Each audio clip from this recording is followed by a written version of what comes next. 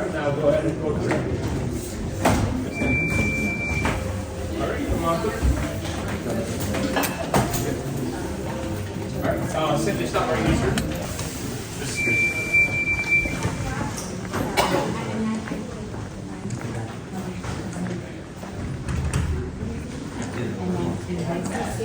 Yeah.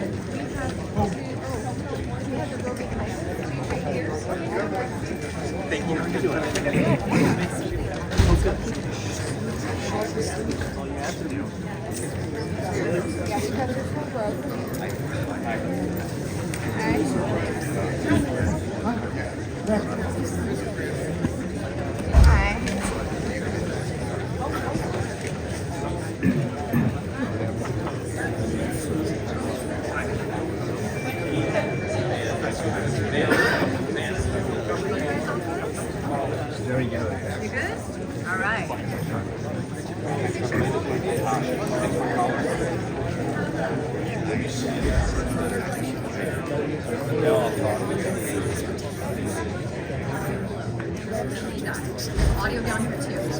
Okay? You need to plug in.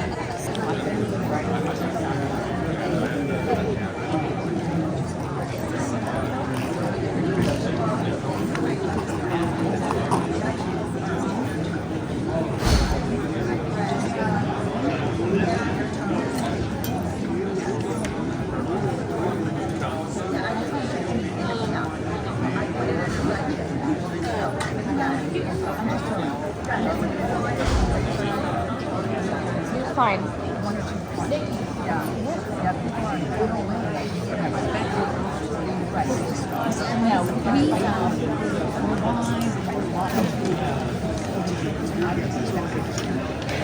Oh yeah.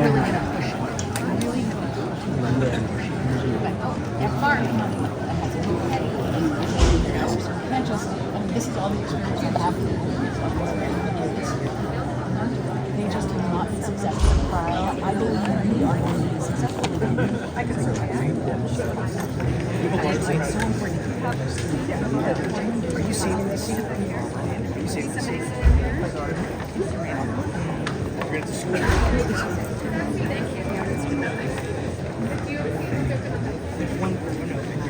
Team 3. Mark. You guys, Team Creek, look over here.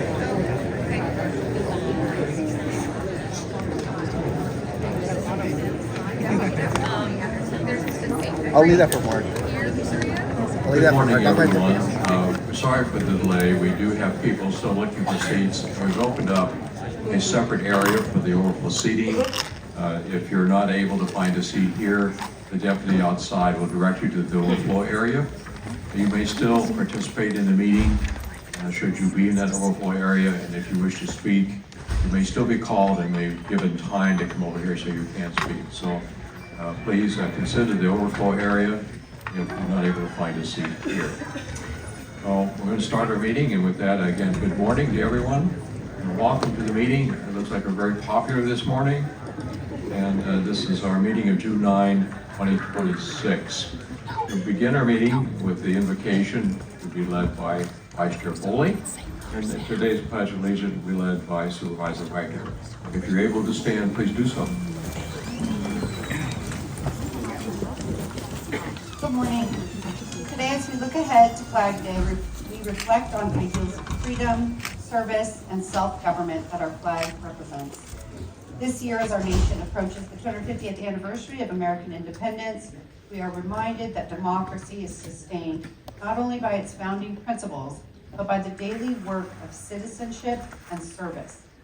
We also recognize the 251st birthday of the United States Army and honor all service members and veterans whose sacrifices help preserve the liberties we hold dear. May we carry out the responsibilities before us with humility, integrity, and respect for the public trust. Let today's meeting reflect faithful service to the people of Orange County and to the enduring promise of this country.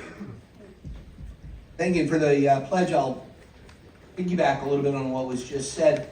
We're at a unique time. We are just past Memorial Day. We are coming up on Flag Day, and then we have the 250th anniversary of the Declaration only a couple of weeks out. Not to mention we've just come through a somewhat contentious election. So as we do the pledge, let's remember that word indivisible. And as we go about our business, let us be recommitted to the principles of the Declaration of Independence and the notion that brings us, binds us, makes us all one nation, indivisible. Please join with me as we salute the flag and the nation it represents. I pledge allegiance to the flag of the United States of America and to the republic for which it stands, one nation, under God, indivisible, with liberty and justice for all. Thank you, Vice Chair Foley and Supervisor Wagner. A couple of reminders for the meeting.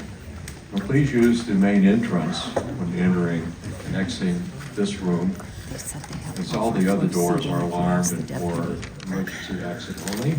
Have a cell phone, please put it on the mute button so it's not going to disrupt the meeting. Our agendas and requests to speak are located in the lobby outside the boardroom. We'll try, if we get far enough along, to break for lunch around the noon hour, at which time we will recess to closed session. We have quite a lengthy closed session, so that may be a while. We'll try to get everything we can done before we recess if we can.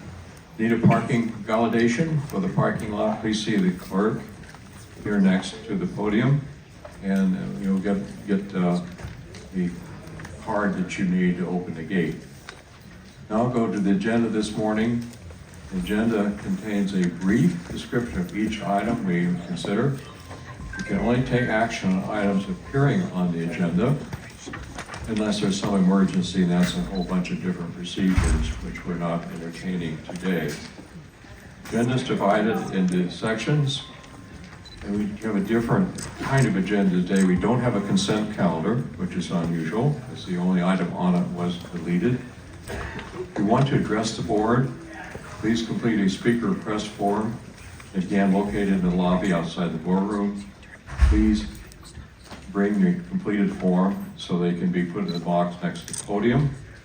Because of the large number of people coming in kind of late, we'd ask if you want to speak on any of the agenda items that you try to do so, and bring that slip forward as soon as you can. Generally speaking, speakers may address the board on up to 3 occasions. We have about 150 people wanting to speak today. For that reason, on the advice of County Council, the amount of time you have to speak is limited to 1 minute per occasion. So when you're called to speak, please step up to the podium. If you please state your name and city of residence for the record. Please observe the light system. You turn to red when your minute is up. And so we ask that you observe those time limits, especially the large number of speakers that want to speak today, so that all who wish to speak have an opportunity to do so. So when addressing the board, please address the board as a whole with the chair. So if we may, those who may have gone to our overflow area, you will be watching on the screen, but you may come over if you have a speaker request form when your name is called. We'll wait for you here. So at this point, I'm going to change the agenda a little bit. We're going to go directly to item 11, which is a public hearing on our budget. That's where most of the speakers have indicated they'd like to speak. And after we do that, judging from the interest, we'll go to item 10A. I requested that be moved up as well. Then we'll go back to the beginning and work through the rest of the budget in order. So now we're going to move to the public hearing, which is item 11 for the budget. Madam Clerk, could you please lead the necessary reading of that item? Item 11, under County Executive Office, hold public hearing to consider adoption of fiscal year 2026-27 recommended budget. Authorize County Executive Office and Chief Human Resources Officer to meet and confer with affected employee organizations concerning provision of employee benefits for part-time work, and authorize the provision of employee benefits for part-time work for unrepresented employees to achieve salary savings. 136 requests to speak on agenda item 11. Thank you, Madam Clerk. I think to make that more effective, we would like to hear from some opening remarks from staff, including an executive summary of the agenda item. And with that, then I'll open the public hearing for public comments. So staff, would you please proceed with some of the opening remarks and give us a executive summary of the item. Thank you, Chair. So obviously Michelle Aguirre, County Executive Officer. First, I would like to thank our Chief Financial Officer, Kim Engelby, our County Budget and Finance Office Director, Juana Cosma, and you'll see them up here next, right, for their presentations of the budget, and the entire County Budget and Finance Office team, plus the County Department budget teams and our department heads for all of the work that they put into development of the 26-27 budget. It was a lot of work. Supervisors, as you know, I have been briefing you related to this budget for quite some time, for months. As a matter of fact, starting with the 2024 Strategic Financial Plan, 2025 Strategic Financial Plan, and over the last few months as we developed the budget. As you know, previous strategic financial plans, including the most recent one, identified a large gap between general fund expenditures and available revenues, resulting in the need for departments, including your offices, to cut 5% from their budgets for 26-27. Leading up to this, we implemented a hiring and expenditure freeze in January 2025, but the cost of doing business continues to outpace our revenue growth. And I don't have to remind you that Orange County receives the lowest share of property tax revenue in the state, only 5 cents of every dollar collected, so we are always at a disadvantage to start with. Since July 2024, we have deleted a net total of 425 vacant positions for cost savings. We've been able to avoid layoffs due to the hiring and expenditure freezes and the shifting of employees from unfunded to funded positions. And in order to avoid significant staffing impacts and reduction in services to the community, the 26-27 budget before you today includes the use of $75 million in one-time monies to balance the general fund. However, these monies will not be available to help balance the budget next year. So there is more work to do, including additional reductions to close that $75 million gap, which my team is already working on and which department heads were already made aware of. We continue to monitor the state and federal budgets and will return to your board during the mid-year budget report process to reconcile to the final state and federal budgets. While we in counties across the state have actively advocated for additional resources, there is no guarantee that those resources are coming from the state or federal government. So we must be prepared to make additional reductions, not only for the $75 million, but any impacts from state and federal actions. Simply put, we have exhausted all resources available to us, but we are resilient. We have demonstrated time and time again that we have the ability, through our detailed strategic financial plan and budget development processes, to make tough decisions to ensure the financial security of the county. Those tough decisions acknowledge that we cannot just draw monies from one-time reserves to cover ongoing operating costs. As Kim Juana, Berta, Christine, and Louis walk you through the budget today, you will see that we have no general fund requests for additional resources because there are none to be given. Any cost increase must be offset with a corresponding reduction in the budget. And while Kim comes to the podium, so Kim inviting you up now, I just want to thank the board and your teams for the significant amount of time that you have spent with me, Kim, Juana, over really what's been the last year and a half, having these conversations, making the tough decisions. It means a lot to me and the team. So, I will turn it over to Kim at this point. Thank you.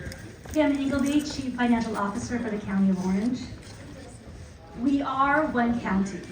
Our mission is to make Orange County a safe, healthy, and fulfilling place to live, work, and play today and for generations to come.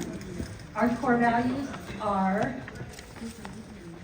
excellence, leadership, stewardship, and innovation. Every program, every service provided by the county through our 22 departments support the county's mission and values. The challenge faced by the Budget and Finance Office is to ensure the current budget and recommended budget for next year and the upcoming years to follow allow the departments to do what they need to do while also staying within the limits of what we can afford. This requires a great deal of communication, collaboration, and trust. And we start with some guiding principles. These are our guiding principles, and not just for the budget process, but for every day as we work to resolve fiscal and budgetary problems that come up. It is not enough to have a balanced budget. We want it to be structurally balanced, meaning that our ongoing costs are funded or offset by ongoing revenues. This is fiscally responsible and ensures the core functions of the county. We also want to make sure that we are prepared should there be any one-time unexpected event, like a major unplanned capital expense or even a disaster. Thus, we ensure we maintain the recommended levels in our reserves. And I will emphasize that we only maintain up to the level recommended by the Government Finance Officers Association in our budget stabilization and catastrophic reserves. With infrastructure, in any and all financial situations, the budget must ensure that critical and essential infrastructure needs are being met. This is not only for our employees who work in our facilities, but also for the public who come to those facilities to receive services. Our buildings, our systems should be maintained. The county has goals, objectives, priorities to benefit the community and operate more efficiently, and that also factors into the budget process. And then finally, along with ensuring that we are attracting and retaining our talent pool, we also strive to do so to a point where individuals seek out employment opportunities with the county, where the county is the employer of choice. And following along with our theme of supporting and providing to the community. So with respect to the community, over the past few years, at the suggestion of the board, the Budget and Finance Office has made community feedback or input an intentional part of our budget process. On our website, we invite and respond to comments received year-round. We have participated in town halls. We have held in-person and virtual presentations on the budget and our 5-year strategic financial plan. And at the start of this budget process, with the strategic financial plan, we did a books and budget tour. We went to a county library in each of the 5 districts and shared the 2025 strategic financial plan. So in continuing our outreach efforts, earlier this year, a survey was conducted that was developed and summarized by our data analytics team. The survey was sent out to over 3,000 subscribers, linked on our webpage, and shared through social media.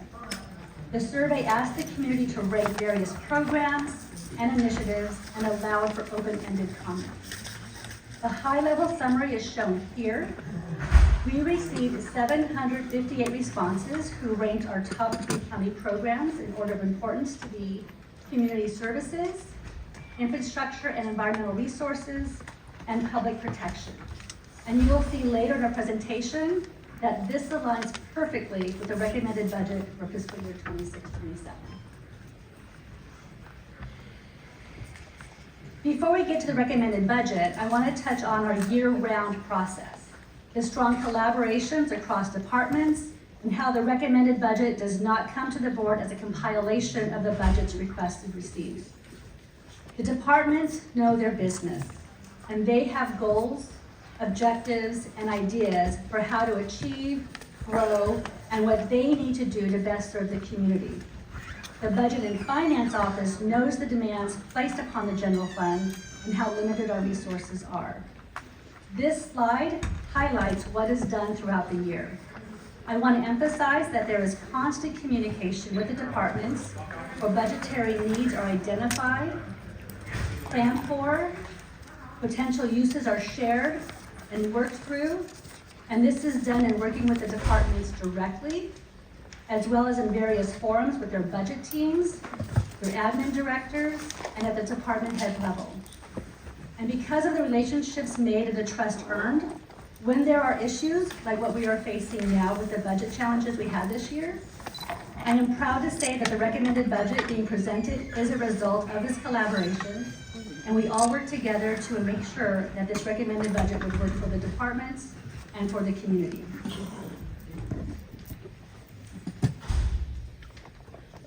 Here is our overarching budget balancing strategy for the county. The budget process is centered on the county's missions, values, and guiding principles, and incorporates the results from the community survey, focusing on our community, our commitment.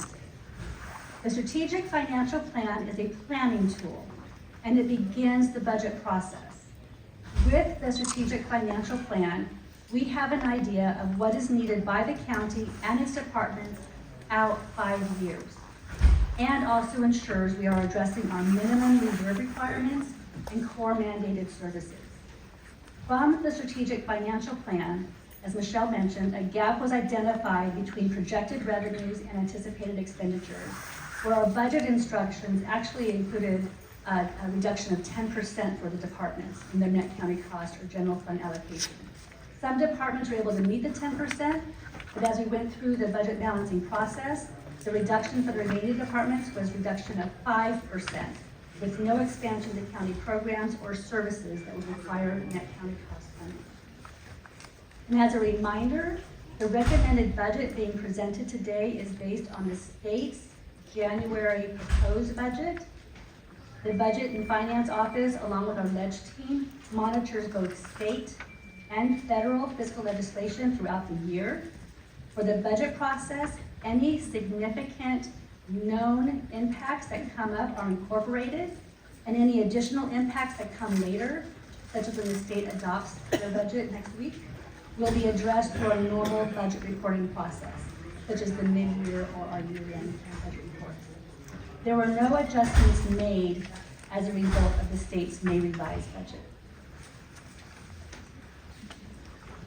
So here is the first glimpse of the fiscal year 26-27 recommended budget. And it's shown here at the program level and also includes the total number of positions. For each bar, the height of the bar represents the total appropriations. That's the budget. The dark blue area represents the amount of the budget that is funded by dedicated revenue. The green area represents the amount of net county cost funding allocated to that program. This is the county's general purpose revenue. This is our funding that is considered discretionary. The details for each program will be the focus of today's public budget hearings. We struggled this year to balance the budget, but we did it. And it took all of our available resources, including $75 million in one-time sources that, as mentioned, we will not have next year. And if you look back over the past 3 years, the amount of one-time sources used to balance the budget has increased. from $15 million in fiscal year 23-24, $44 million in 24-25, $53 million in 25-26. This remains a concern and is why the county remains under the budget action plan that was put in place in January 2025. And also why the department's budgets include a 5% reduction in their net county cost funding. The financial issues facing the county are not just due to economic conditions. We are seeing growth in our revenues, but we are also seeing increases in our costs, especially with respect to IT equipment, insurance premiums, and the amount of settlements we have to pay outside of the 2024 airport fire. There also have been significant legislative actions that the county had to or has to implement with limited or no funding provided. This has put additional strains on the limited amount of general purpose revenue we have, which is allocated as seen here as net county costs. The fiscal year 26-27 budget is balanced. Any additional request for net county cost funding would require either new revenue or an equal reduction in net county cost provided elsewhere. And as you can see on this chart, majority of the net county cost is allocated to public protection program because that is where most of the county mandates are. The small amount provided to community services is to provide the required match or maintenance of effort to meet the state or federal funding stipulations. The small amount provided to general government is to cover the costs associated with being an ongoing entity, the administrative functions, administrative costs. So to go deeper, let's look how the budget is funded at a more detailed level. So here's how the recommended budget is funded. So going left to right, we have state and federal funding, which make up about 31%, and funds received primarily pertain to the services and programs provided by the county on their behalf, such as homelessness, housing, healthcare. This funding includes realignment, public safety sales tax, also known as Prop 172, and the Payroll Health Services Act. Dedicated revenues at 42% come to the county through charges for services, fees, fines, penalties.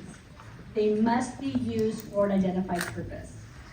There's also fund balance being used, shown here in yellow, and the green is the general purpose revenue, which is the county's discretionary funds allocated to departments as net county costs. So of the $10.5 billion in this budget, $9.2 billion is restricted for dedicated program expenditures. It is the $1.3 billion, the general purpose revenue, that is used to cover what the county is mandated to provide to meet the required match or maintenance of efforts, or to cover the cost associated with being, the administrative cost associated with being an ongoing entity. The recommended budget includes the known impacts resulting from the federal and state changes made to the safety net programs, specifically CalFresh and Medi-Cal, which is a $16 million increase in cost to the Social Services Agency with no funding provided. And additional impacts are anticipated with the increased workload to comply with the new eligibility requirements and the potential need to provide medical services to those who will no longer be covered by Medi-Cal, which has the potential to be fiscally devastating to the county. The county also continues to struggle with the increased demand for motor improved Prop 36, which has significantly impacted workloads and need for resources for public safety departments and the healthcare agency with no funding provided. The state has provided limited one-time funding, but it is not certain nor enough. The county continues to face increased insurance costs, increased over 200% over the past 5 years, 12% in the current year alone, and less coverage is being provided. And there continues to be increases in settlement costs outside of the airport fire, which has drained our property and liability fund, requiring transfers this year of around $34 million from the general fund to make the required payments. For as much as we know what for the fiscal year 26-27 recommended budget, there still remains a lot unknown, And that is where our financial planning and our strong reserves become absolutely critical. The recommended budget is anticipated to result in reserve balances shown here at the end of fiscal year 26-27. The available amounts in the OSERS and TITA reserves were used as the one-time funding sources to balance this recommended budget. The county's reserve policies can be found in the county's strategic financial plan, which is consistently on the board agenda for the last meeting in December. The budget stabilization reserve target and the contingencies reserve target are maintained at the Government Finance Officers Association's recommended levels of 2 months of general fund operating revenues and 15% of the general purpose revenue amount, respectively. These funds are reserves and are to be used during unforeseen financial events to help the county get through or glide down following a significant fiscal issue, with a contingency reserve to be used for an event like a disaster to avoid the reliance on emergency borrowing or federal bailouts. With the Garden Grove hazardous materials incident last month, the county incurred over $3 million in costs over the period of about a week.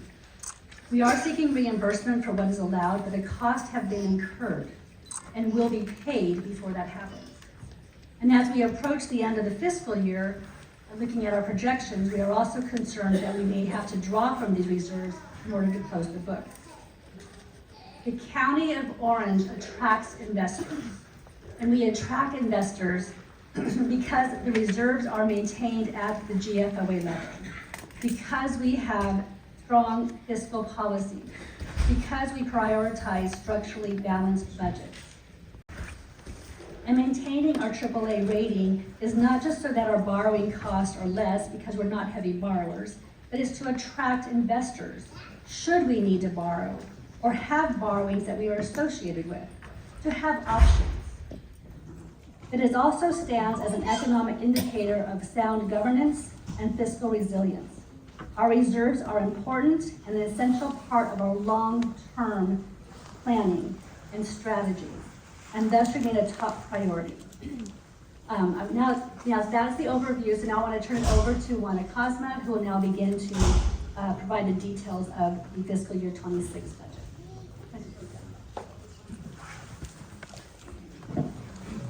Thank you, Kim. Good morning, Chair and members of the board. My name is Juana Cosma. I am the county's Budget and Finance Director. Before I begin today, I would like to take a moment to express my appreciation to all of the departments and to my team for all their hard work and collaboration throughout this year's budget cycle, which has truly been like no other. Developing the budget requires considerable analysis, coordination, and commitment, and I want to acknowledge the significant efforts contributed by both the departments and the County Budget and Finance Office to build a budget that is both fiscally responsible and meets the needs of our community. A huge thank you to all. So last year, the County Budget and Finance Office received valuable feedback from your board offices, and in response, we redesigned the public budget hearing presentation. As a result, the presentation you will see today differs from the one in previous years. As part of our program's presentation, we will first provide an overview of the department, followed by a review of its budget. The recommended budget was released and posted on the county's website on Wednesday, May 20th, along with a new budget at a glance prepared for the public. As part of our ongoing commitment to public outreach, this year we introduced and hosted a budget open house on June 3rd. The event was highly successful, drawing the highest in-person attendance to date. This strong engagement reflects our community's continued interest in transparency and the county budget process. The recommended budget presented today is balanced and was compiled based on strong budget and fiscal policies, board priorities, and developed through extensive collaboration across departments. Each of the 196 budgets that comprise the county were analyzed based on their 5-year strategic financial plan, current year projections, pending or enacted legislation, and our county's third-party economic trend analysis. Per policy, departments develop and submit their budgets, maintaining their current levels of service, providing for mandated services, meeting required match and maintenance of effort amounts, and identifying the levels of appropriations needed. When the state and federal funding is decreased, the county policy is to not backfill, and departments either have to fund those programs with other revenues or scale the program to the funding provided. Departments may also need to expand their programs or services, and as a result may request additional resources such as positions, equipment, appropriations, and funding. For fiscal year 26-27, expansions were limited to those that were fully funded by outside sources and did not require ongoing net county cost. The recommended budget includes 1 expansion for 3 new positions for John Wayne Airport, which will be presented as part of their departmental budget. During today's presentation, I will provide an overview of the county's recommended budget, which was developed to maintain the current levels of service within the funding provided. Departments' budgets have been re-baselined, and we are challenging departments to stay within the CEO's recommended budget for 26-27. The budgets for each program will be presented in more detail, with Berta Tapia covering programs 1 and 4, which is our public protection and general government services, Christine Gardia for programs 2, 3, 5, and 7, which is our community services, infrastructure, capital projects, and miscellaneous, and Louis McClure covering program 6, debt service. We will pause for board discussion at the end of each program, and at the conclusion of today's program's presentation, I will return to take 1 straw vote for fiscal year 26-27 recommended budget. The total recommended budget is $10.5 billion, which is approximately $300 million less than our current year budget due to one-time transfer in fiscal year 25-26 related to the airport fire. I wanted to start today with this chart, which shows how the $10.5 billion budget is funded. Here, as shown in blue, 51% or $5.3 billion of the budget is funded by dedicated revenues. These revenue sources are outside of the general fund and are dedicated or restricted for a specific program, service, or purpose. These include our road funds, libraries, parks, John Wayne Airport, and the landfills. The other 49% pertains to the general fund, of which the majority of the general fund revenues at 37% or $3.9 billion, shown here in the orange area, are also considered to be restricted for specific purposes. These are primarily state and federal allocations or grants awarded or provided to general fund departments to carry out programs on behalf of the state and federal government. It is only the general purpose revenue, shown here in the green area, representing about 12% or $1.3 billion, that is considered discretionary. This is primarily property taxes and also includes interest and assessment and tax collection fees. This amount is allocated as net county cost to the various general fund departments based on the funding needed to provide mandated services or programs and for funding of county match or maintenance of effort as required by some state or federal allocations or grants.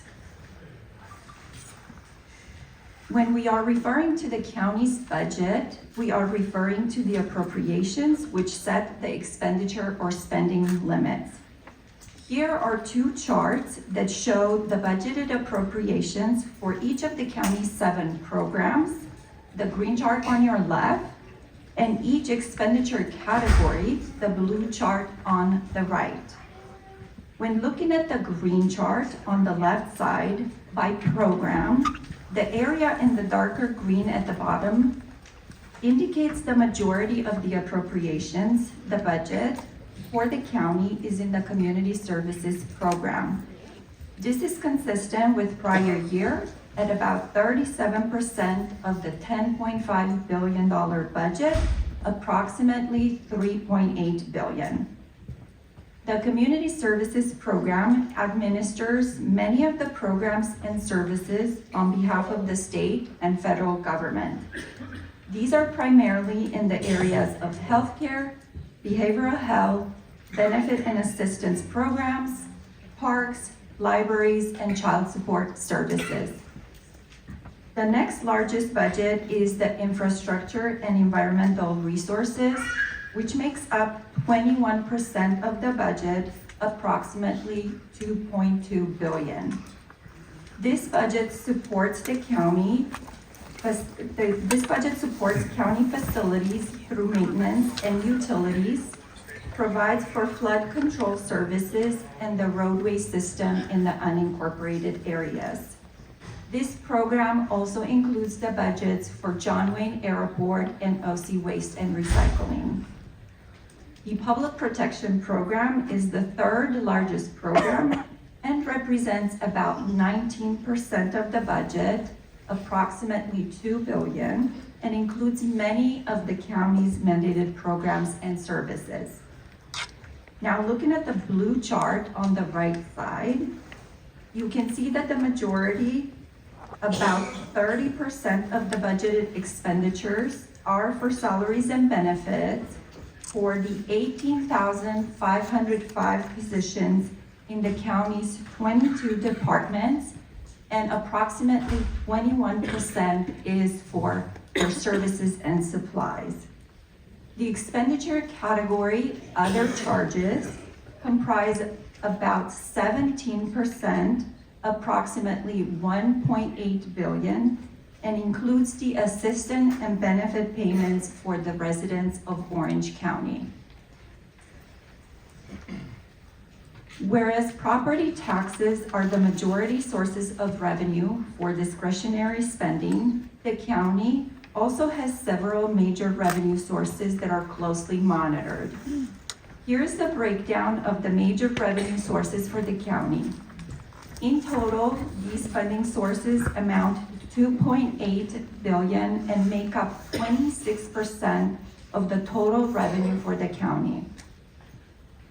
General purpose revenue is primarily comprised of property taxes, over 92%, shown here on this slide as $1.2 billion, a 4.5% increase over prior year.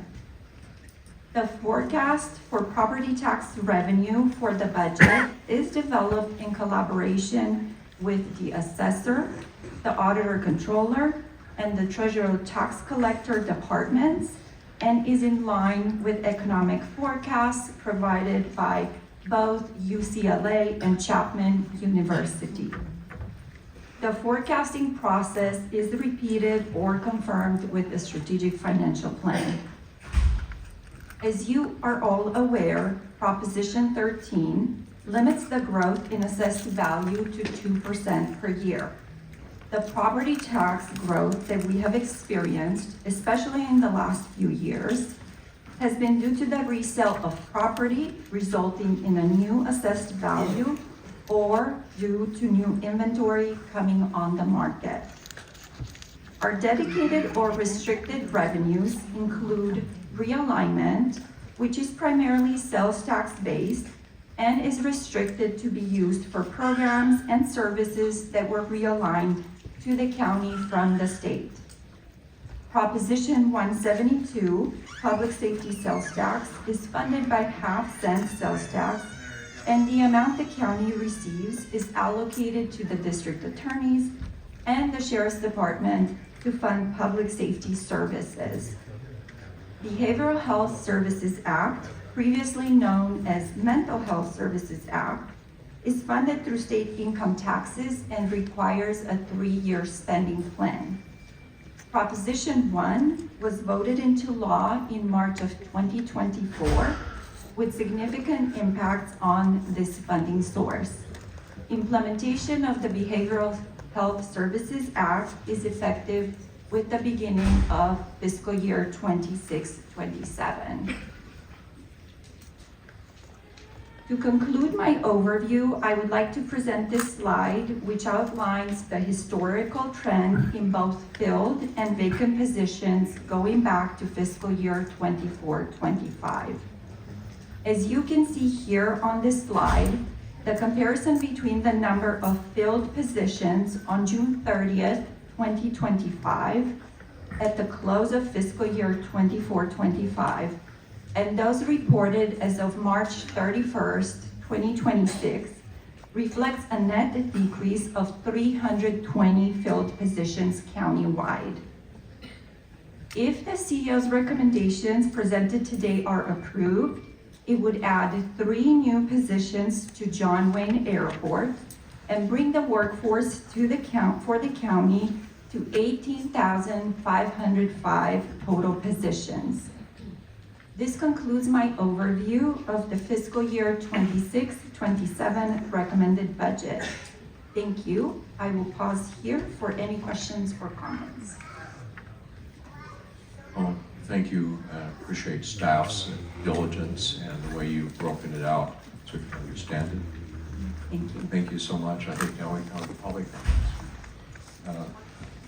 Yes. Would you be able to explain to the public, I know you mentioned it, the Medi-Cal impact and the Welfare and Institutions Code indigent care impacts? Can you explain that? So we're still trying to define those impacts and how they're going to relate to the county. So healthcare agency is still trying to determine those, but we are anticipating that some individuals will lose Medi-Cal coverage beginning with fiscal year 26-27, which would need services through the medical safety net through the county. Okay, it's my understanding we currently have 20 people that we care for in that program, and it could increase to 200,000. Is that anticipated? When we get to that program, we can look at that. My understanding is that those impacts could grow to up to 74,000 individuals, but I will defer to healthcare agency to provide more concise numbers. Thank you. Very good. Thank you for the presentation. I would simply state that this is not the final budget. This is where we're taking public input and also board input for any suggested changes to staff. Staff will work those comments and suggestions into a final budget to come back to this board in 2 weeks. Public comments, again, will be allowed when that final budget comes back. With that, I'm going to open the public hearing. Madam Clerk, would you call the first speakers?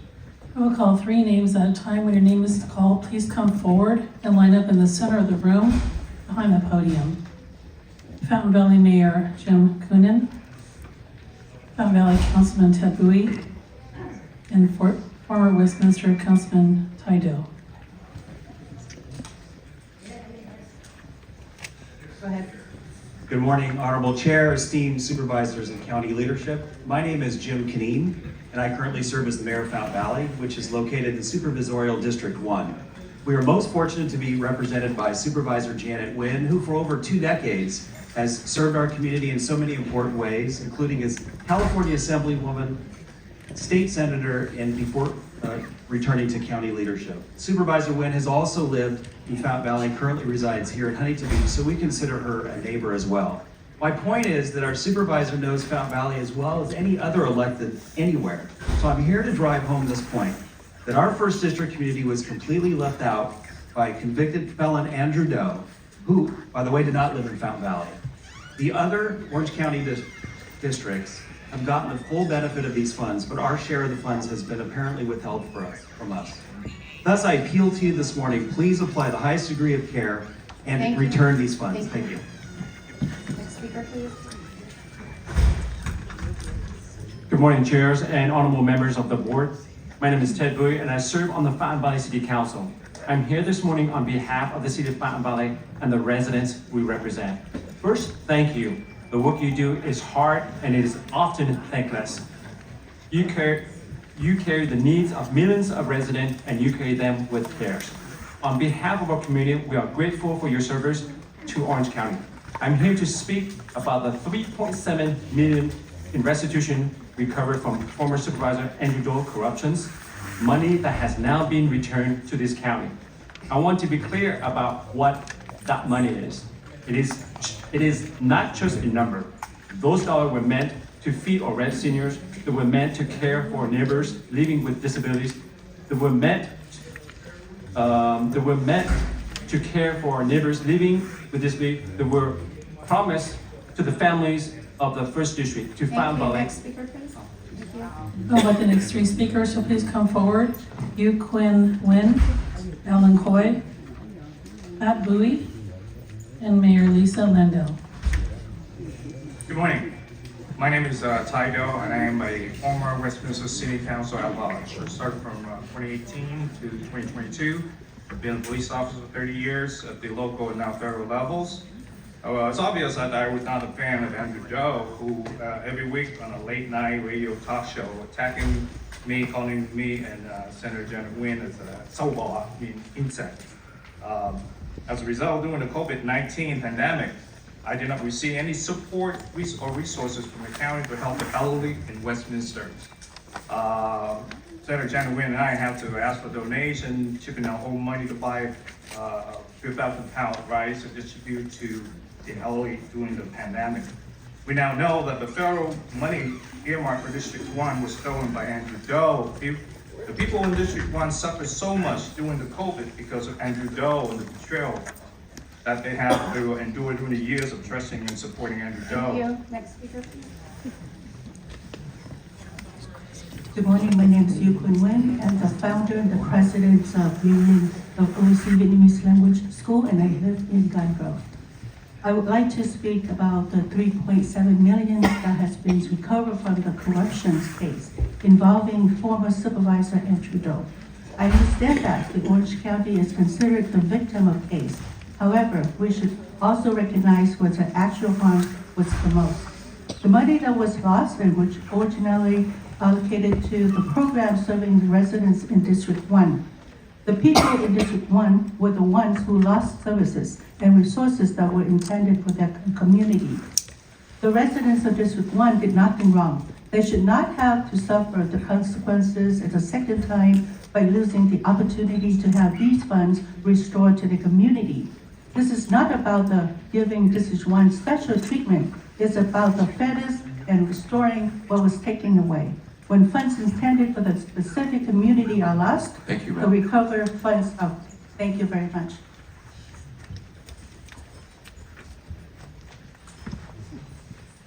Good morning. My name is Alan, is founder and vice president of the Civic Center Mr. Phiên to talk about it. I would like to talk in Vietnamese so people understand that. Kính thưa cựu chủ tịch và các thành viên hội đồng giám sát, tôi xin phát biểu về khoảng 3.7 triệu đô la đã được thu hồi từ vụ tham nhũng của cựu Supervisor.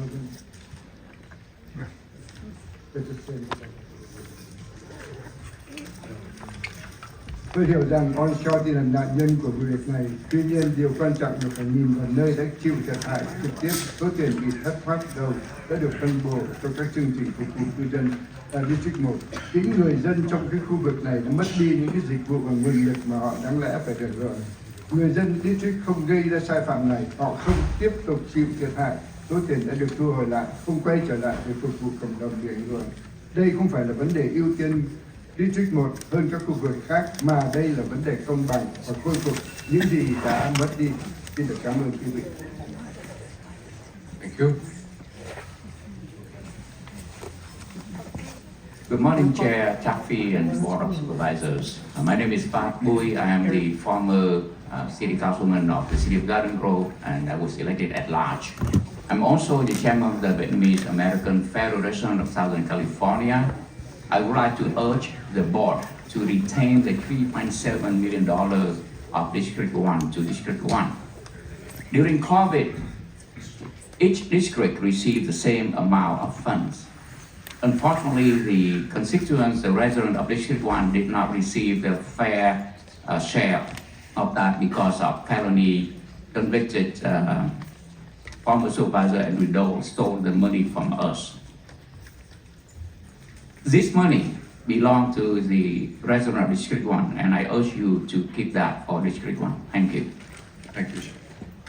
I'll call the next three speakers. If you could please come forward. Mayor Stephanie Klopfenstein, Maggie Lee, and Sherry Friedrich.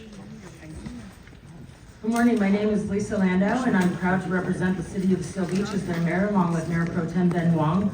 The City of Seal Beach has been fortunate to receive first district funding support from the county toward our San Gabriel River Trash Mitigation Initiative.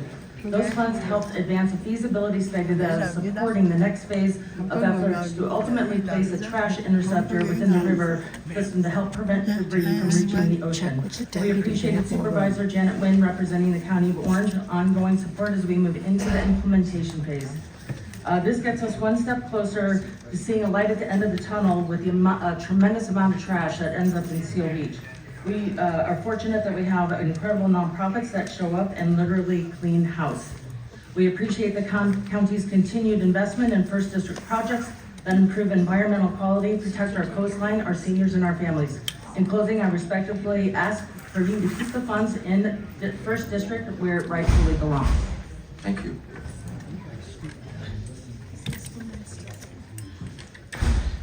Good morning, I'm Mayor of Garden Grove Stephanie Klopfenstein. The City of Garden Grove strongly supports the return of funds allocated during the tenure of former Supervisor Đỗ to District 1 communities. These are not abstract dollars, they represent real opportunities for residents, families, businesses who rely on county support every day. We ask for a clear and equitable path to recover and reinvest these funds back into the communities that we're intended to serve. Returning these resources is about restoring equity, reaffirming accountability, and rebuilding public confidence in how public decisions are made. These funds are critical to restoring and expanding high-impact programs through District 1. In Garden Grove, one of the largest cities in the district, the need is immediate and visible. Supervisor Nguyen and Board, I ask you to please consider allocating $500,000 that could be used to help our most vulnerable residents impacted during the evacuations and the hazmat incident. We have the infrastructure and systems in place to deploy these dollars in a timely manner. Let's ensure these funds come home to the communities that need them most. Thank you. Thank you.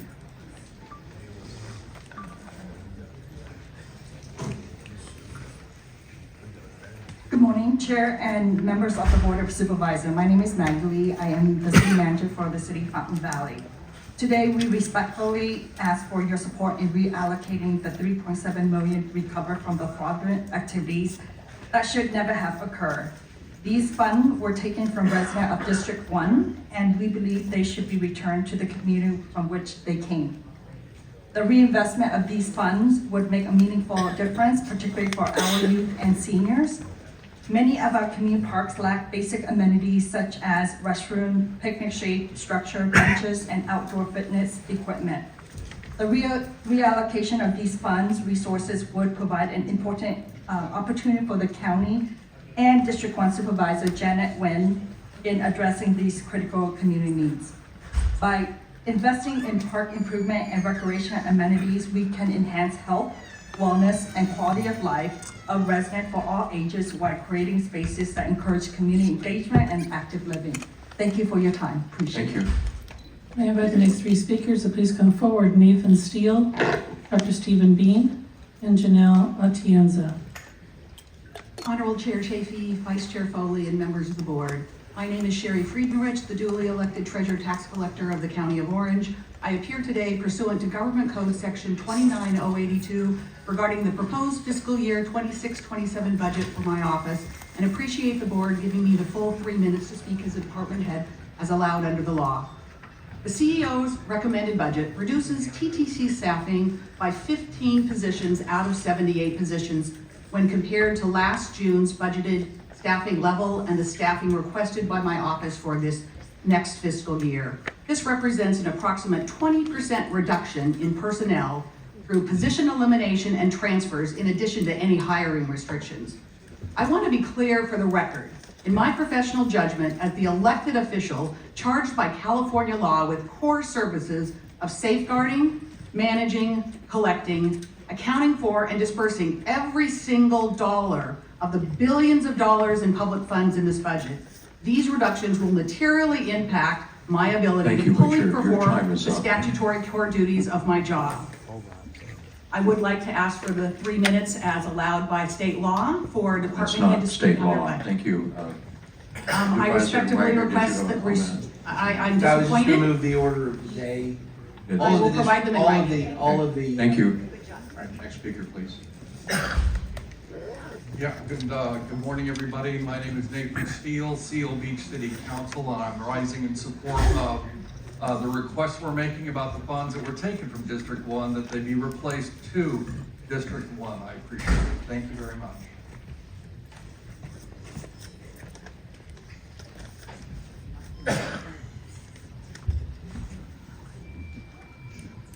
So this is what it feels like to go.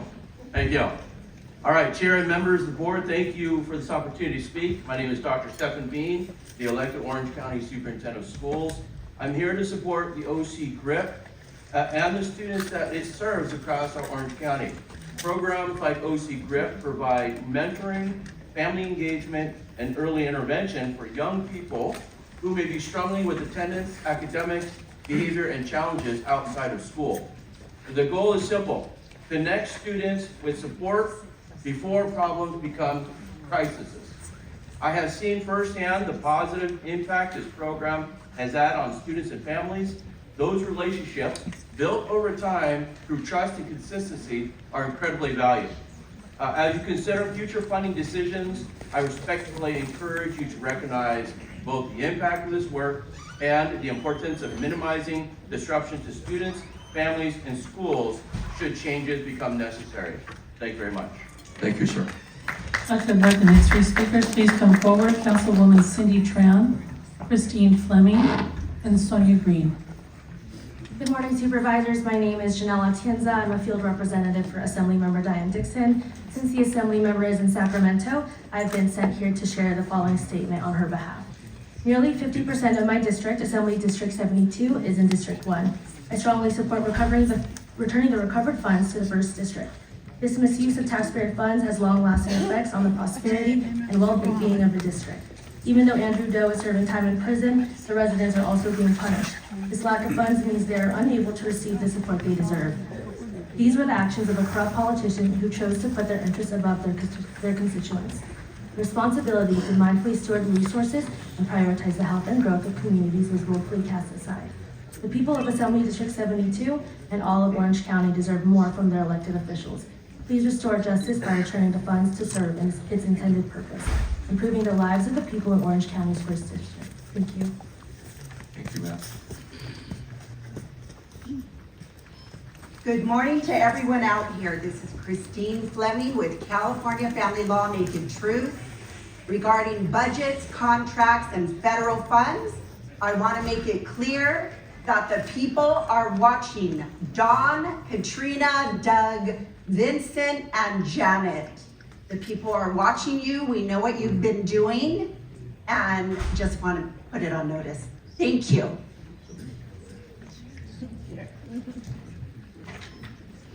Hi, I'm Sonia Green. There's 23,000 citizens of California that are concerned about fraud in the court system. This individual in particular, Brian Barron, seems to be systematically appointed on all guardianship and minor counsel cases and dictates outcomes without actually doing any of the work. He has a $12 million contract through the Office of LaFlamme Laflamme had the contract for years before he passed. He was also an arms dealer before he became an attorney. The fact that he knows that the contract and he will be assigned on these cases without question leaves him in a position. I'm sorry, is with this no- part of the budget discussion? It does have to do with budget, so Okay, if I can okay. continue, I appreciate it, I reclaim my time. Leaves him in a position where he answers to no one and does not have to be accountable. I'm aware that an individual attempted to obtain a copy of the contract with California Public Record, also known as CPRA, and was told that it would cost $132,000. Why? Thank you. I can invite the next three speakers, please come forward. Esther Rodriguez, April H., and Lynn E. Good morning, the Honorable Chair and member of the board. My name is Civic Center Council member. Supervisor Foley, I met you at the library for represented by Garden City. We have many conversations about the community. Supervisor Wagner, thank you for your support to the military veteran cemetery in OC and support to the board of Angel Ford, raising awareness for military suicide. I'm a veteran. Supervisor Sarmiento, every event that you invite me as a council member or as a Santa Ana mayor, I always there to support you, and I embrace that relationship. Today I'm here with the community, asking all of you for your fairness. The money will allocate to District 1, 3.7 million. Each of you have a budget to spend for your constituent, but not the District 1. You have ought to recollect the money because it was stolen. And it would be not good if the money is taken away from us again. We make it right. After today's vote, you will be proud that you put the money back where it was Thank you, ma'am. belong. Thank you. Aloha, my name is April Hong, a resident of Wenham Park, and I'm here to support California family law and wicked truth. Given the size and significance of child welfare services with the county, provide specific public reporting showing child welfare revenues, expenditures, and staffing rather than consolidating them within border of social service reporting. How does the county believe that the level of consolidation promotes accountability and transparency? County of Orange's annual financial consolidates SSA's revenues, expenditures, and staffing. What opportunities does the county provide to help children from lower income families assess the type of education and extracurricular opportunities available to higher income families? How does the county measure whether its social service programs are improving children's opportunities and long-term success? Thank you. Thank you.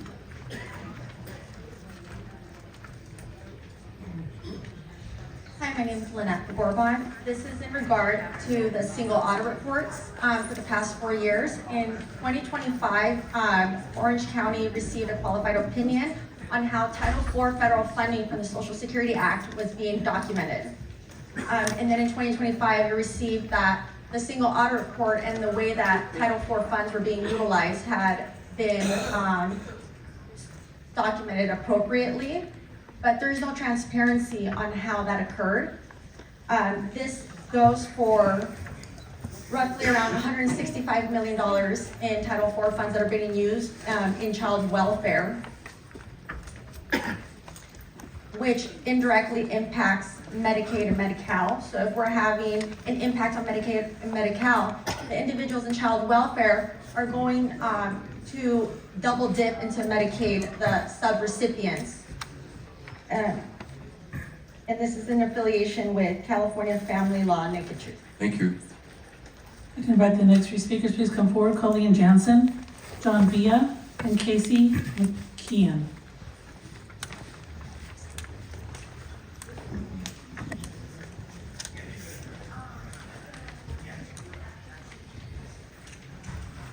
My name is Colleen Jansen. I'm from Cyprus. First, I'd like to extend to the Honorable Chair and members of Board of Supervisors a thank you for the opportunity to speak, and also to the people who worked really hard to put together a budget. I worked for a government agency and I know how hard that is. I'm a victim of a crime, and so are all my neighbors and friends. Andrew Đỗ stole from us. I found out that some of the money has been recovered, but there's people who want to redirect the funds to purposes other than restoring it to District 1. I feel it's inappropriate, and it's sad to think that that would happen. Integrity is doing the right thing when no one is watching. When voters and residents see something like this happening right in front of their eyes, they wonder what's happening when no one is watching. Please do the right thing for District 1 today. Thank you. Thank you.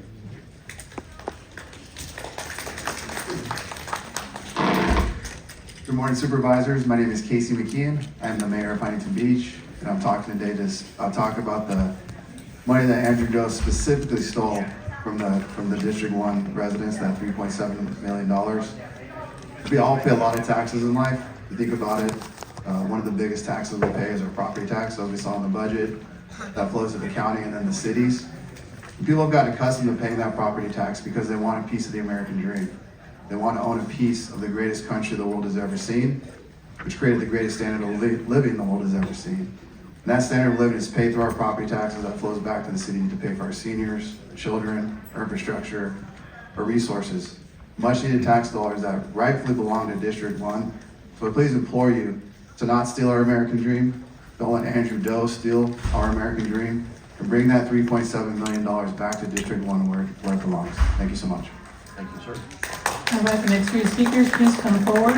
Butch Twinney, Lynette Forgerbon, and Lon Suki. Good morning, supervisors. My name is John Villa. I'm the executive director for the Huntington Beach Wetlands Conservancy. We're actually a nonprofit that owns 190 acres in southeast Huntington Beach. I'm here to speak about the $3.7 million that unfortunately we never made it to the constituents, the residents, the businesses of District 1. We've already seen these funds misappropriated, used in other means. We'd like to not see that happen again. Please do what you can do to bring those funds back to District 1. Thank you.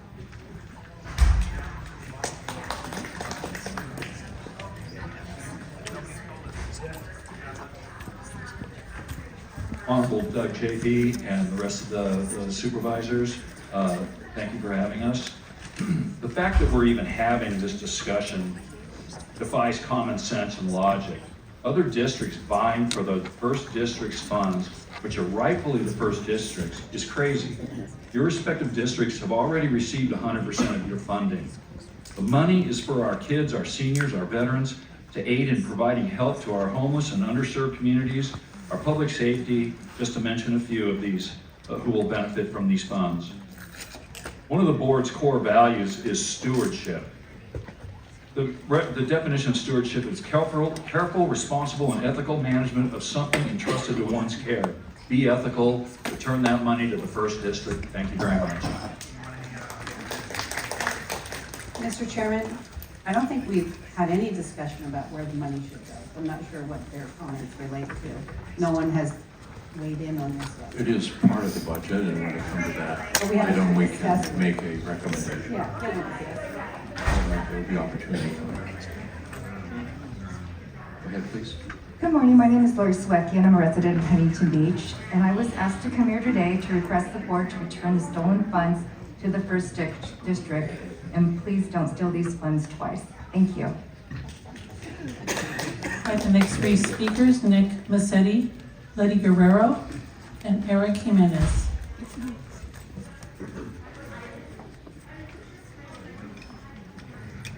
Nick Massetti, Seal Beach, California. I'm Nick Massetti, president of the Leisure World Cares Fund, based in the senior living community of Leisure World Seal Beach. I'm here to encourage you to return the funds recovered from the Dope fraud scandal to the First District Discretionary Fund. There, in part, they may be used towards First District priorities like homeless prevention among the district's senior residents, residential owners. The Leisure World Cares Fund is a California corporation charity formed to serve the Leisure World community, which serves 6,608 senior owner-occupied households. The purpose of the fund is to prevent aging homeowners in their Leisure World Seal Beach community from being forced to abandon their homes for lack of financial ability to pay for their housing fees. Thank you for your interview.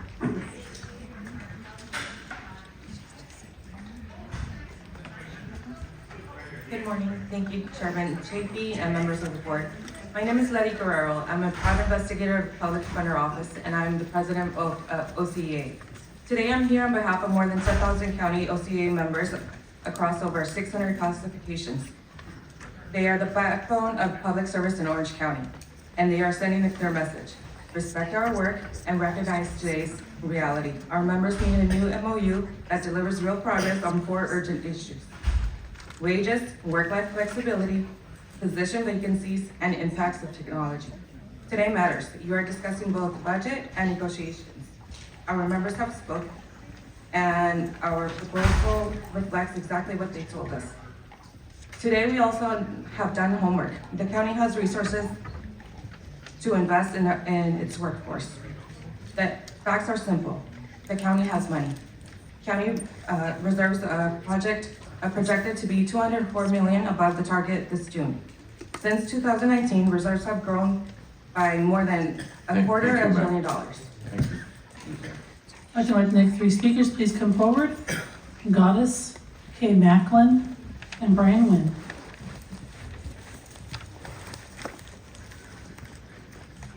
The next 3 speakers are Bick Kwok Wynn, Phong Wynn, and Dan Vo.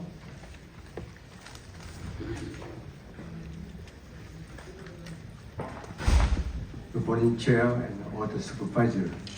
Glad to be here and the crowded room over here. So I'm here to speak about the money. How can we allocate to the people in need? So, and my name is Brian Nguyen. I'm healthcare specialist for 5 years. And my time dealing with a lot of people, the senior and elderly people. They need help because of their daily life, they face isolation, help channel has some language barrier. So if we have the way to look at money, and I believe that in Orange County, especially for the district, we can use the money wisely to help people who need support from government and also from the community. So I believe that. Thank you. Thank you very much. Thank you.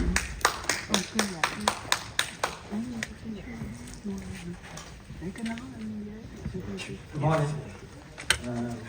My name is Phước Nguyen. I'm from Orange City, California, and asking for the board to put the fairness first. The first for district number 1, they lock the resources. I should have the benefit the local family, seniors, and community program.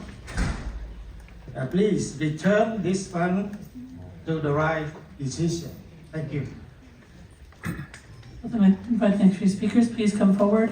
Tan Tran, Ben W, and Thomas H. My name is Bích Ngọc Nguyễn.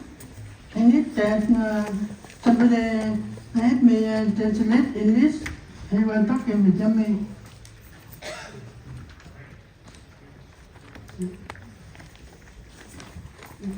Yeah. Kính thưa năm supervisor ở quận Cam, giám sát viên, kính thưa toàn thể quý vị được dự họp bữa nay.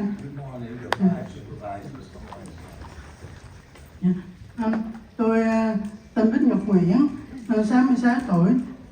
Tôi muốn đại diện cho những cái người mà đi làm đóng thuế rồi về hưu rồi nhưng mà không có nhà, chưa có nhà.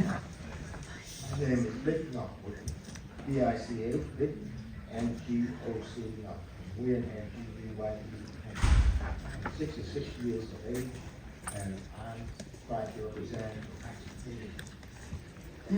Đi làm 26 năm rồi nhưng mà chưa có được cái nhà. Bởi vì có được cái tiền 3.7 triệu đó, tôi muốn đề nghị cái vụ mà nhà cho những cái người về hưu đó. I've been working for 26 years, but I own no home So I would like to see the amount of 3.7 million for the people who are in retirement. Nhà của tôi đó là không có phải tốn tiền mất tiền đâu, chỉ là xây những cái studio như là phòng master bedroom thôi. Rồi xây trong đó nó có cái toilet, rồi có cái nhà tắm đứng với là cái bồn rửa mặt thôi. My house is not expensive, it's just like some sort of a studio with a master bathroom and then the toilet and the kitchen. Không có kitchen đâu. Kitchen là một dãy 10 căn lên 5 tầng lầu 50 căn. Mỗi một tầng vậy đó có cái nhà bếp chung trong đó cho 10 căn. No, there's no kitchen. It's just only a common kitchen. The 10 houses in a row, it's just sharing the kitchen. Tại vì nếu vậy thì mấy người xây dựng nói một cái phòng vậy đó thì có 30.000, thì 100 phòng đó thì được là 3 triệu cất đủ, chứ có nhà bếp vô là không có cất đủ đâu. Construction people told me that because it costs like $30,000 per house, so then with that kind of money, we could build like 100 units on the 3 million. Thank you, ma'am. Cho 100 người chứ không phải một mình tôi. Chưa xong, tôi nói xong rồi. Thank you. Biết rồi. That's all the time we have. Còn mấy chuyện khúc xa mới quan trọng đó. Thank you, ma'am. Mỗi tháng trả 400 đồng, rồi trả cho thành phố mà chỗ mình xây đó. Vậy giờ tôi sẽ viết thêm cái giấy rồi tôi đưa cho giám sát viên để hạt 1. Ma'am, your time is up. Thank you. There are others who'd like to speak.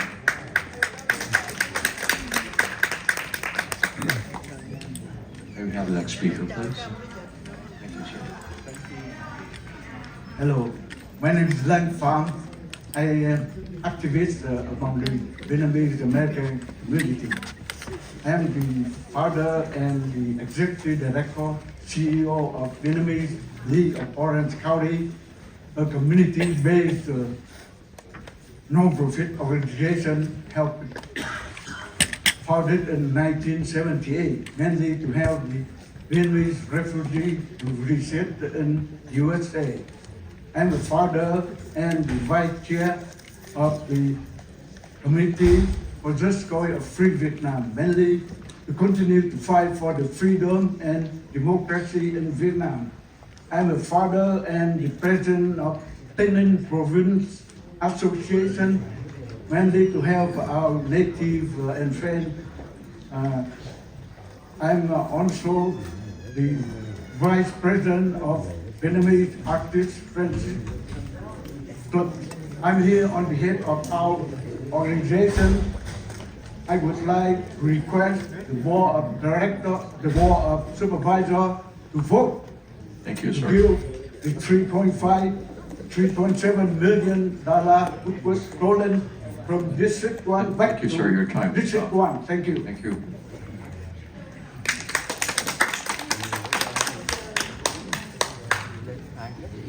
Good morning, member of the board. And Contran, retired concerned citizen and resident of Garden Grove. I realized that we have recovered the money stolen from District 1. So my main concern is to have the money returned to District 1 to serve the community from District 1. Thanks.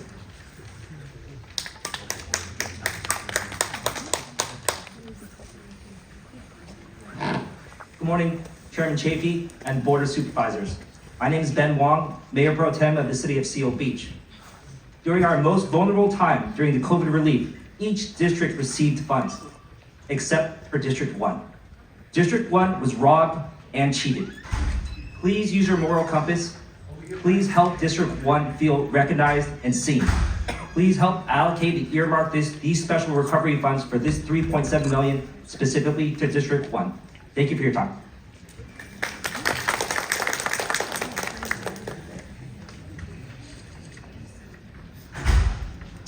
Good morning to the Chair and members of the Board of Supervisors. My name is Thomas Shaw. I'm a data scientist with the Healthcare Agency and a member of the OCA Board of Directors. Every year, the county has a new excuse. First, it was the bankruptcy debt from decades ago. Then it was the Great Recession, then recession fears, then the pandemic. Last year was a state budget deficit that never materialized. This year, it's uncertainty and federal impacts. No matter the year, the county always creates a reason to say times are tough. But the county financial position has only gotten stronger every year. OCEA members show up every day and have carried this county through every challenge and crisis thrown their way with pride and professionalism. Inflation rose 3.8% this year and wiped out the gains won from the last bargaining cycle. Here is what our members see and remind us about every day. We are told to tighten our belts while executives get a 25% raise. In Orange County workers, no other counties are delivering raises. No one is against fair pay for public servants, but it is not fair for executives to demand cuts from workers while pocketing raises themselves. Thank you. Let's invite the next three speakers. Please come forward. Angelo Lugo, Michael Garcia, and Charles Barfield. Good morning, everyone. My name is Dan, here representing Vietnamese American Senior Citizen Exercising Activities, Wellbeing, Outdoor Fitness, and Health Awareness Association. We are here to support 100% of the amount Andrew Đỗ unlawfully took it from District 1. This total amount of money must be righteously returned to District 1 for the right purpose of charitable organization to benefit the less fortunate, low-income citizen of District 1 only.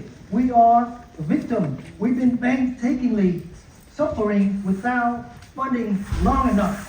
Please return total fund back to District 1. Thank you.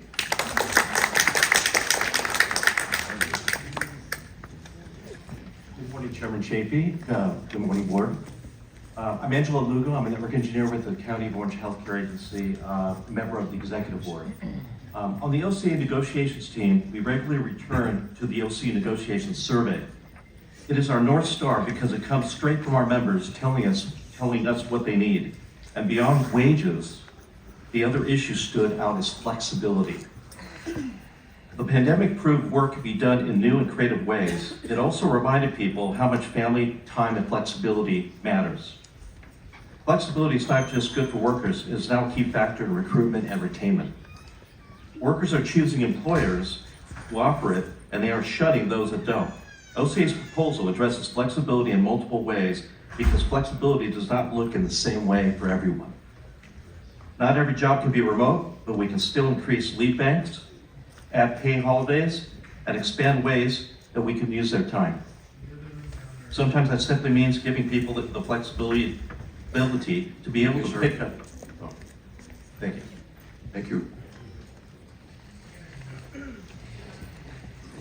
Good morning. My name is Michael Garcia. I'm an IT supervisor and with OCA's secretary. OCA has represented workers in the county since 1937. Since 1937, OCA has helped shape every major technological shift at the county. At the bargaining table, in legislation, and through labor relations, we have pushed to protect workers through change. Now we face the next major disruption, AI. Our members are worried about what impacts AI could have on their jobs, and we intend to get ahead of those impacts. The public is worried too, and the numbers prove it. Here's the proof. 55% of Californians are more fearful about AI than excited. 57% of Americans feel they have no control over AI. 97% of Americans agree that safety needs to be regulated. Among the people who see AI as high risk, the top concern is erosion of human connection. And this is not just the general public polling, it's our members feel it too. Thank you, sir. Thank you. Invite the next three speakers. Please come forward. Carissa Macias, Kim Nguyen, and Bonnie Pete. Good morning, Chair Chafee, Honorable Board. My name is Charles Barfield, resident of Orange County and the General Manager of OCEA. You heard from several of our leaders already, and I'm going to drive one more point home that you also heard from the finance team, and that's vacancies. OCA is budgeted at an 8.4% vacancy rate. The real number is 10.7, but you also heard about deleted positions. When you add the 887 deleted positions to our units, the real vacancy rate for OCA is nearly 19%. Almost 1 in 5 positions are vacant. Now let me close it up for OCA. I'm going to remind you that as you recess into closed session, you'll be talking about OCA's initial proposal. And Letty laid it out. It's about wage improvements, flexibility, excess vacancies, and also the threat of AI. OCA members show up every single day for this county, every single day for you. Today is for you to show up for them. Thank you very much for your time and attention. Thank you, CB. It's OCEA. Good morning, my name is Carissa Macias, the Executive Director of the Bolsa Chica Conservancy in Huntington Beach in District 1. The Bolsa Chica Conservancy has connected Orange County residents for more than 35 years to one of our region's most important and sensitive natural resources, the Bolsa Chica wetlands. For many Orange County children, Bolsa Chica is a chance to experience a living classroom that inspires curiosity, learning, and future environmental leadership. Please return funds back to District 1 to continue this great work. Thank you for your time. Thank you. All right, the next three speakers, please come forward. John Pete, Gary Robles, and Stephanie Williamson.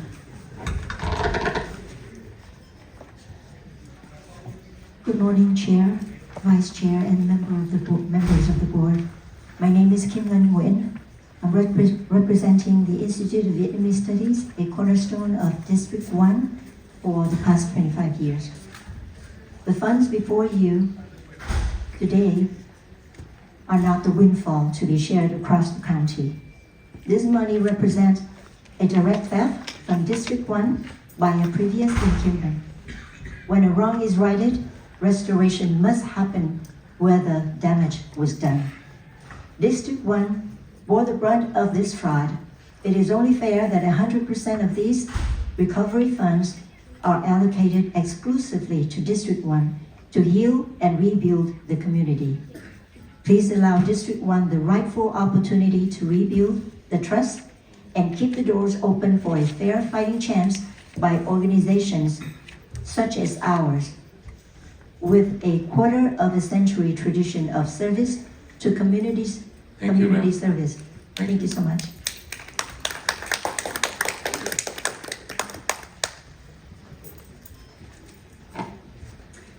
Good morning. I'm Stephanie Williamson, the proud principal of Whitaker Elementary School in the Buena Park School District. I'm here today to urge you to continue to support the GRIP program.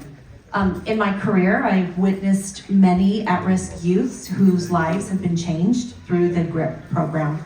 Our students are at a crossroad where, without proper guidance, their lives would be in jeopardy without the GRIP mentors.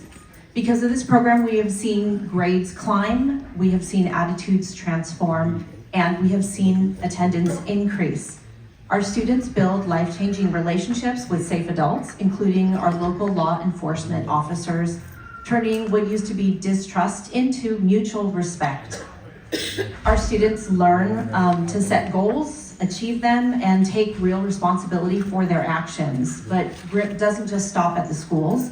It also helps save families. It gives parents tools, resources. Thank you, ma'am. Thank you for your comments. All right, the next three speakers, please come forward. Barbara Trujillo, Beth Cusimano, and Carrie Snyder. Hi, Board of Supervisors. My name is Gary Robles. I am a resident of Huntington Beach and a United States Air Force veteran.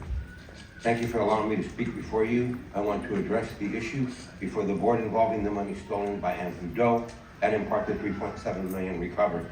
It is my understanding that these funds recovered were part of the district's original allocation normally distributed to those cities that make up the first district.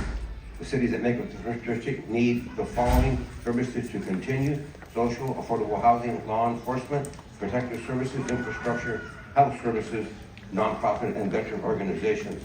While the groups that I have shared are only a small portion that depend upon the district's funds, the monies recovered are a vital source for continued support to the district. As a board member of the American Legion Post Point 33 and the president of a local nonprofit organization, I know every dollar is critical to ensure the continued support of the effective program I ask the supervisors to vote in favor of ensuring that these funds remain allocated to the first district. Thank you.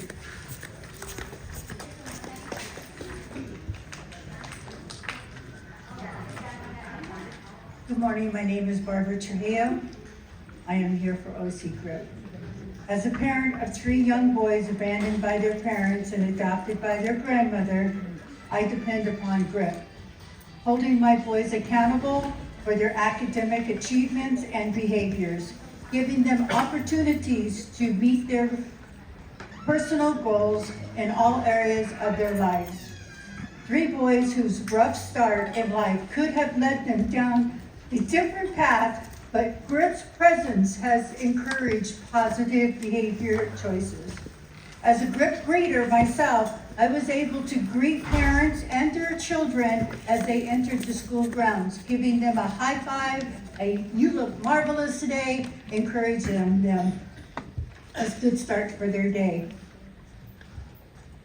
Watching GRIP officers interact with the students and the parents provided a sense of security and safety and community, bringing families and officers together by greeting high fives, fist bumps, and please support GRIP. Thank you. Thank you. Next speakers, please come forward. Anita Garcia, Richard Jr. Bowie, John Irby, and Sean Wood.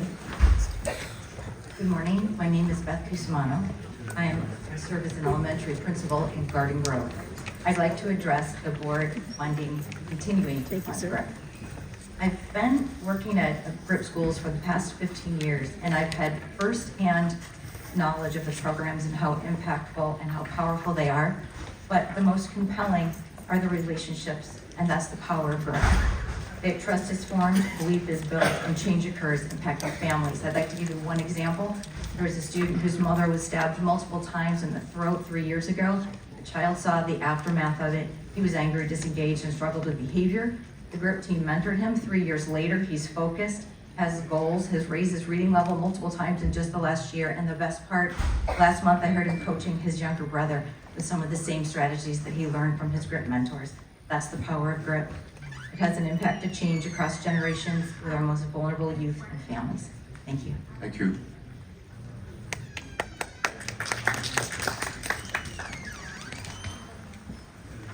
Hi, my name is Anita Garcia. I'm a community school liaison at Clinton. I live in in Garden Grove. I'm here to ask you respectfully to continue supporting the funding of GRIP. What GRIP does is shows our students the human side of law enforcement, the side that listens, the mentors, the guides, the cares. For some students, this might be the first consistent positive adult mentor they have outside school staff.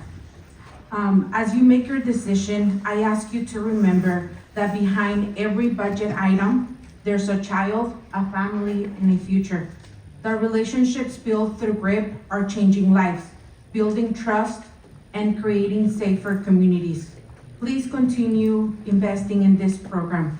Our students need it, our families value it, and our community is stronger because of it. Thank you.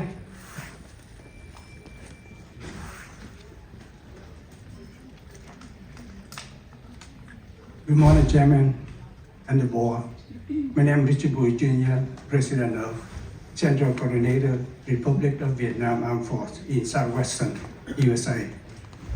As the resident of First District was the one harmed when the funds were removed.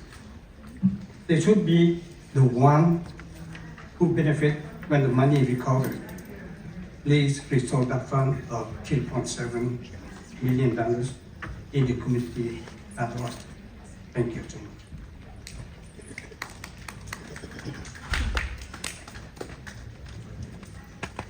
Good morning, supervisors. My name is John Erdy. I'm a resident of Huntington Beach, and I'm also the president and CEO of Visit Huntington Beach. I'm here to speak on the $3.7 million stolen from District 1 by Supervisor Đỗ. Like any stolen property, these stolen funds need to be returned to where they belong, and that's District 1. These funds are critical to our community, and I encourage a vote to return them to the rightful place. Thank you for your consideration. Our next 3 speakers, please come forward. Sue, Truett Din, and Tuong Visu. Good morning, Supervisors. Sean Wood, Chairman of the Board for the Huntington Beach Chamber of Commerce.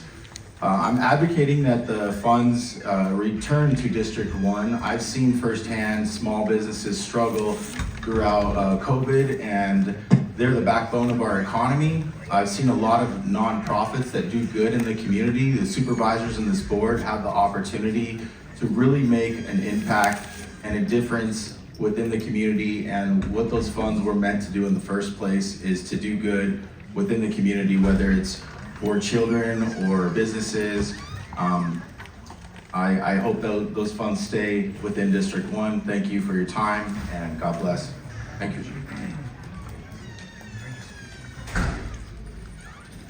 Good morning, Board Supervisor. My name is James from Huntington Beach. I'm a former president of the Vietnamese Military Academy. I'm here today for one thing, fairness. When something is stolen and recovered, we should return to its owner, not the neighbor. Please do not split it, do not redirect it, do not dilute it. And if you do, that would be wrong and not a fairness, not integrity. So our community has been hurt by one person, and now your responsibility to correct it. Please do so. So this full amount should be redirected back to the District 1. Thank you. With the next few speakers, please come forward. Robert McClish, Dennis Bauer, and Chun Reginald. Good morning, everyone. My name is Chut Dinh. I am a member of Vietnamese Veteran Association, and I am a resident of Radical City. I support return to the cover $3.7 million to the first district. These funds were originally intended to serve first district residents and should be restored to the community that lost them. Please vote to return the money to where it belongs. Thank you for your mention and consideration.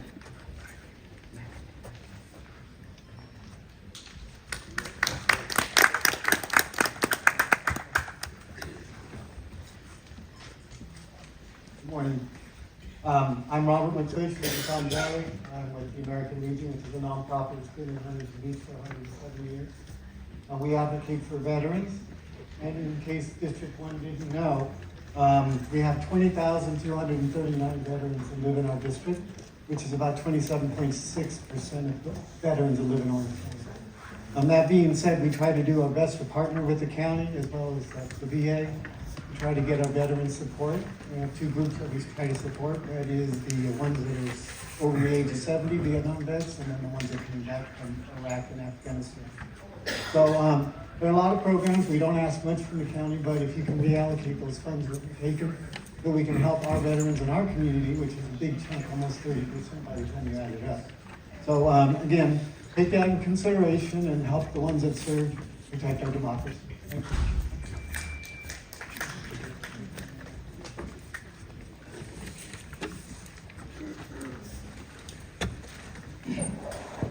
Dennis Bauer, Huntington Beach. I'm a veteran. I gave years of my life for our country. I am here for one thing, and that is that Doe stole over $12 million from our district, first district, and 3.7 has been returned. It belongs nowhere else but to the first district. It says, "In God we trust." We are trusting you. Do the right thing. With the next few speakers, Tim Rush, Joseph Gallo, and Steve Pho. Good morning, Reginald Chun. I'm a 28-year resident of Huntington Beach and an Army veteran.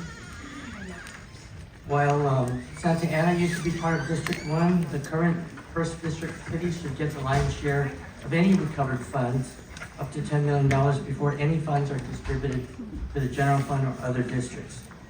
The recovered funds should be used for traffic safety. They could be used for e-bike safety, to rebuild the Vietnam War memorial, and also for other community projects that were neglected over the 4-year period. Thank you. We have 3 speakers, Perla Mendoza, Dr. Helene Morris, and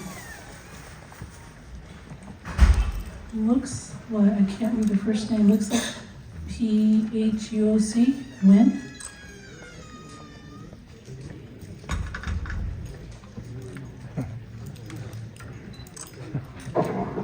Hi, good morning. My name is Perla Mendoza. I am a resident of Seal Beach, and I am in support of returning the recovered stolen funds to District 1 as requested by my community members. District 1 residents were the intended beneficiaries of these stolen public funds and should not be penalized for the corruption of the former supervisor. Any funds recovered through restitution, settlements, or other legal means should be returned to District 1 and used for their original public purpose. Doing so promotes fairness, accountability, and restores public trust in our county government. I respectfully ask the board to direct staff to prioritize the recovered stolen funds to the communities who are the victim of this fraud and back to District 1. Our residents want a community that continues to thrive for future generations. Thank you.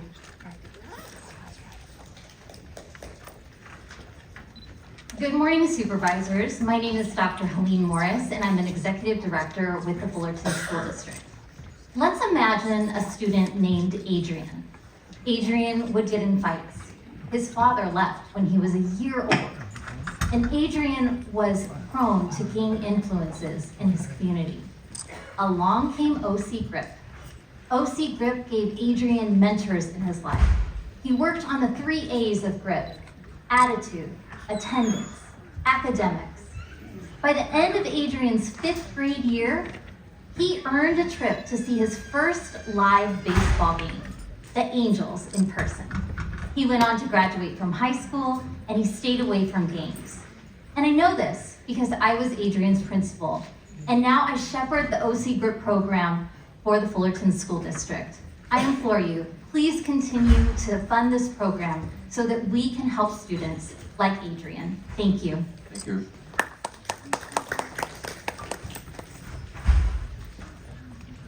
Hi, I'm Heidi Zimmerman, President and founder of Women's Angel Foundation, and I've been asked by this wonderful lady here to speak on her behalf because she has difficulty expressing herself. I can only assume that has part to do with the Asian community that's been devastated by what has happened here. I hope that you find it in your heart to take care of these people who've lived here for so long and are struggling to take care of their homes. And I wish you would come up here and join me, but I just want to say it saddens me that Andrew Đỗ did this, and I'm begging you each to look at your heart and care about human beings. You're here to represent human beings, not special interests. Please look in your heart and see what you want to be remembered for. What do you want to be remembered for? Taking care of special interests or taking care of human beings? Please, would you like to say your name, ma'am? Would you like to say something? Thank you, ma'am. No, Anyways, this is who I'm. Did she fill out the form? She is not familiar.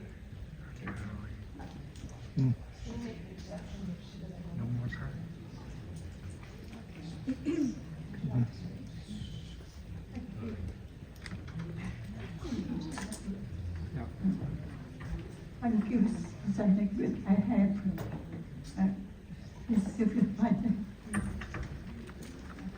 Okay, thank you, ma'am.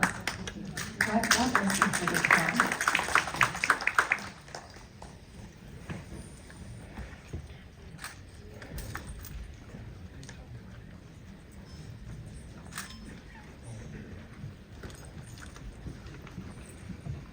Kính chào quý vị. Tôi, Nguyễn Thanh Thủy, hội trưởng hội HO của Trợ Thương Phế binh và Quả phụ Việt Nam Cộng hòa. Good morning, ladies and gentlemen. My name is Whit. Thank you. We're at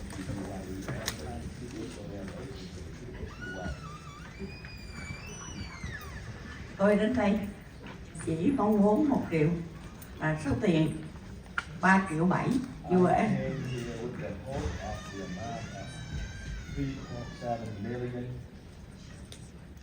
USD được chuyển về đơn vị 1.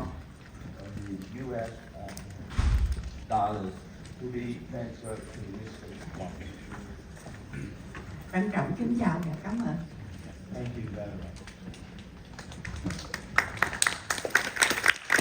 I'd like to recognize three speakers: Ngoc Nguyen, Jean Paris, Ann Palmer, and Lolly McCarty.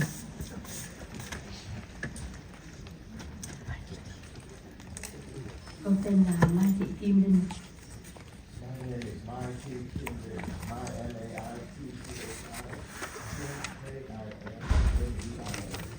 Là cư dân đang cư ngụ tại thành phố Nhân Tân. Dạ, tôi kính chào quý hội đồng giám khảo. Ngày hôm nay tôi là một cư dân, tôi đến tham dự buổi họp này.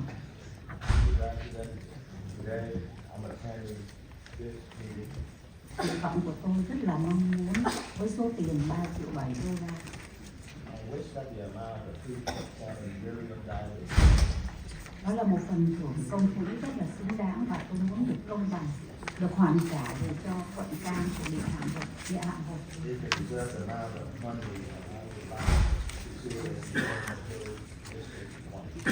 Với một mục đích thiết thực là để chăm lo cho người cao niên và những cư dân có thu nhập thấp.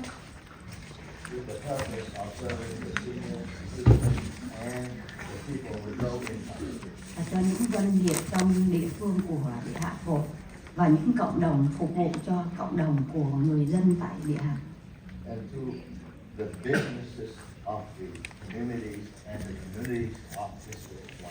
Dạ, đó là nguyện vọng rất là mong muốn của tôi mà tôi muốn được trình bày tại hội đồng giám sát ngày hôm nay.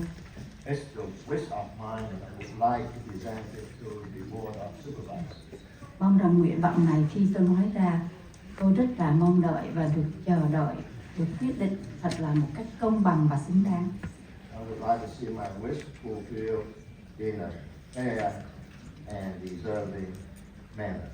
Dạ, tôi xin hết cảm ơn với hội đồng giám sát.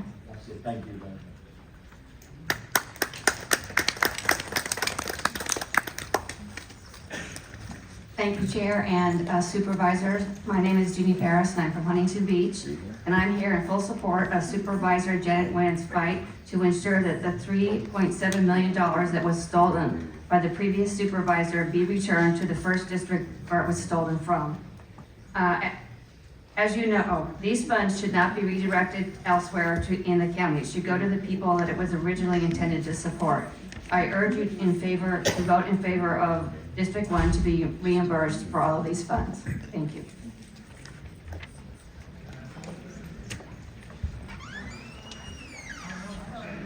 Dear honorable members of the Orange County Board of Supervisors, my name is Lolly McCarty, Huntington Beach. As a dedicated resident, I am writing on an important matter regarding the money that was taken from the First District. I strongly urge the Board of Supervisors to do the right thing and return the full $3.7 million to the First District so we can start rebuilding and reinvesting in our community's future. Thank you for your consideration in this urgent matter. By the next three speakers, please come forward. Teresa Nguyen, Sharon Landers, and Carlos Manzo. Ann Palmer, Huntington Beach. Respectfully, good morning to the entire board. When I first came to Orange County, I thought I was educated in political science and civics, but I was quickly schooled by my new friends, particularly my Vietnamese American friends who were patriotic, loyal, and well-versed. They have a strong expectation for any elected official, and that includes honor, duty, and loyalty. When that trust is broken, they demand restitution.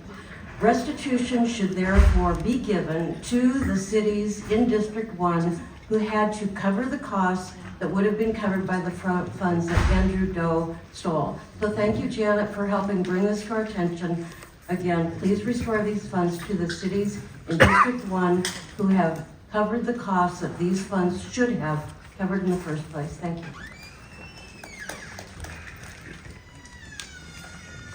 Good morning, Honorable Board of Supervisors. I think it is still morning by the skin of our teeth.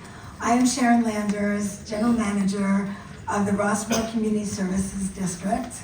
I'm here also representing President Joe Shade, President of our board, who had a conflict. And I just saw Director Maynard, Michael Maynard had to leave, so I'm sorry, Supervisor Nguyen, but he was not able to stay. But Tony DeMarco, our second vice president, is here and will speak shortly. We are respectfully asking the board to allocate to District 1 those funds that were stolen by former Supervisor Doe that have been recovered. We have 11,000 plus residents in Rossmore, a large number of whom are seniors.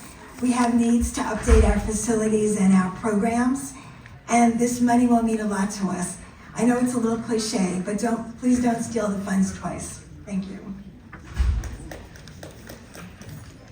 I invite the next three speakers. Please come forward. John Etheridge, Maxwell Daffron, and Martha Molina.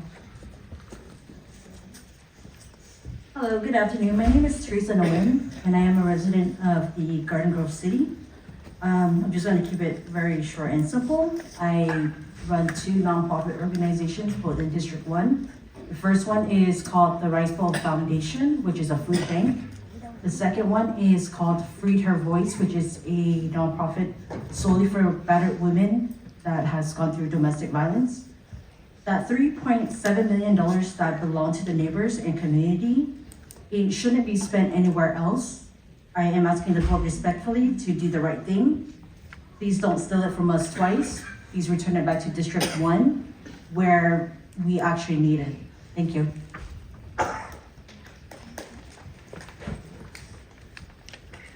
Hello. Hello. My name is Carlos Monzo, Westminster City Council member. The residents of First District were wrong. Millions of dollars meant for seniors, families, and those in need were stolen from them. These were essential resources, and the people who needed them the most were left with nothing. Now there's a discussion about redirecting those same funds away from the First District. That decision would be a second injustice. Every other district received their funds and were able to support the communities. The First District did not. The board now has a choice: make things right or repeat the harm. This is a question about fairness, a question of whether this board is willing to make things right. So I ask you, clearly and firmly, do not take these funds from the residents again. Return the funds to the First District, give this community back what was stolen, and also support the children and support grit. Thank you. Next four speakers, please come forward. Tony DeMarco, Ton Thuy, Duc Duan, and Van Pham. Good morning, my name is Martha Molina, and I'm the president of the Riverview Neighborhood Association in Santa Ana. Good morning, supervisors. First, I want to thank our supervisor, Vicente Sarmiento, from our district, for always being a great leader for us and advocate, and his staff, who's always incredibly responsive to us, and for helping us always become informed on issues. I have with me here a letter signed by 8 neighborhoods in Santa Ana. We are less than a mile away from a proposed coordinated reentry center at 3030 Hesperian Way. We're opposed to that under item 11, program 5, under capital improvements. The neighborhoods that I'm representing are Floral Park, Morrison Park, West Floral Park, Riverview, Casa de Santiago, Jack Fisher, Park Santiago, and Riverview Glen. We are all coordinated. We meet on a monthly basis. We work very hard to keep our neighborhoods and improve quality of life. We coordinate with the mayor and the city. So we greatly appreciate your opposition to this project. Thank you. And I'm going to submit the letter.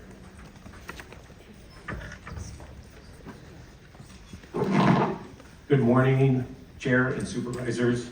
My name is Tony DeMarco from the community of Rossmore. I'm here today to ask you to return the $3.7 million that was taken from First District. This is not about politics, it's about fairness. The residents of First District did nothing wrong, our seniors did nothing wrong, our nonprofits did nothing wrong, our families and those needing mental health services did nothing wrong. yet they are the ones who lost the benefits of these funds. Every other district received the benefits of its allocated funding, but First District did not. If these funds are now redirected elsewhere, the people who already been victimized by this misconduct will be punished a second time. Today you have an opportunity to correct an injustice. Returning these funds is not giving the First District special treatment. It is simply restoring to our community what should have been there in the first place. I respectfully ask each of you to vote to return the $3.7 million to the First District and allow these resources to finally serve the residents whom they were intended. Thank you.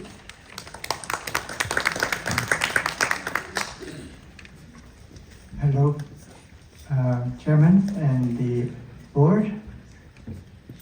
The First District should not have to compete for the funds that were already intended for its residents. These dollars were meant to serve the community from the beginning. Please send them back where they belong. Thank you.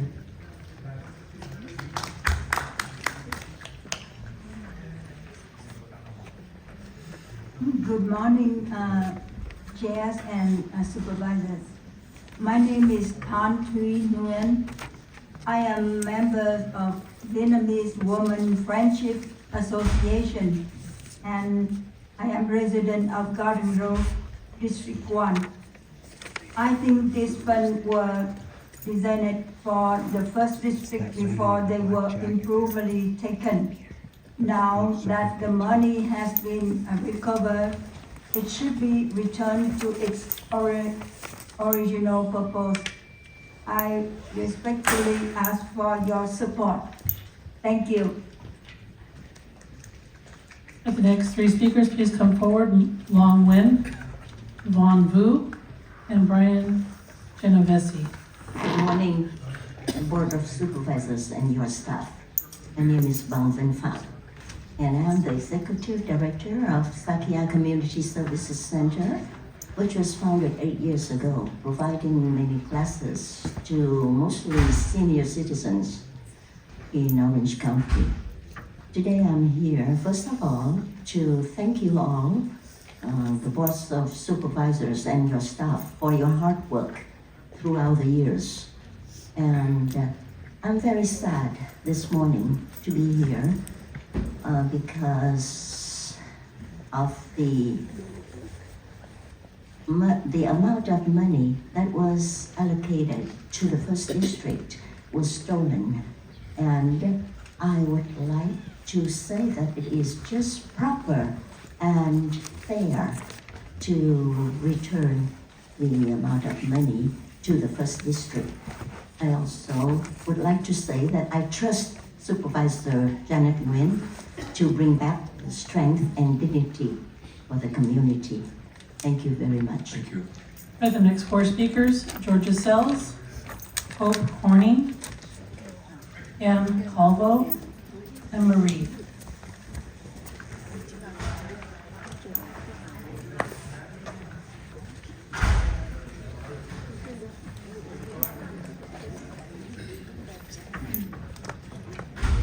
Good morning, supervisors. My name is Georgia Sells, and I am a resident of Orange County's 1st District.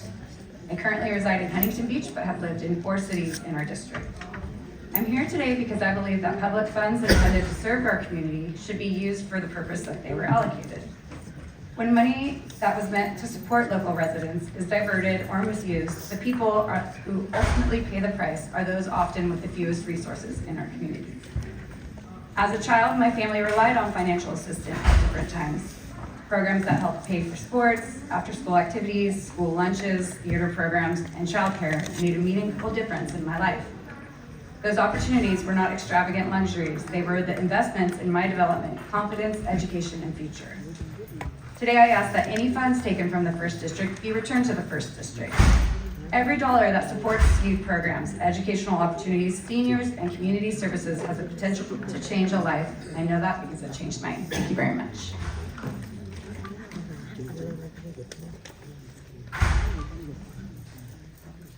Hope Horning, Leisure World resident and Vietnam era veteran.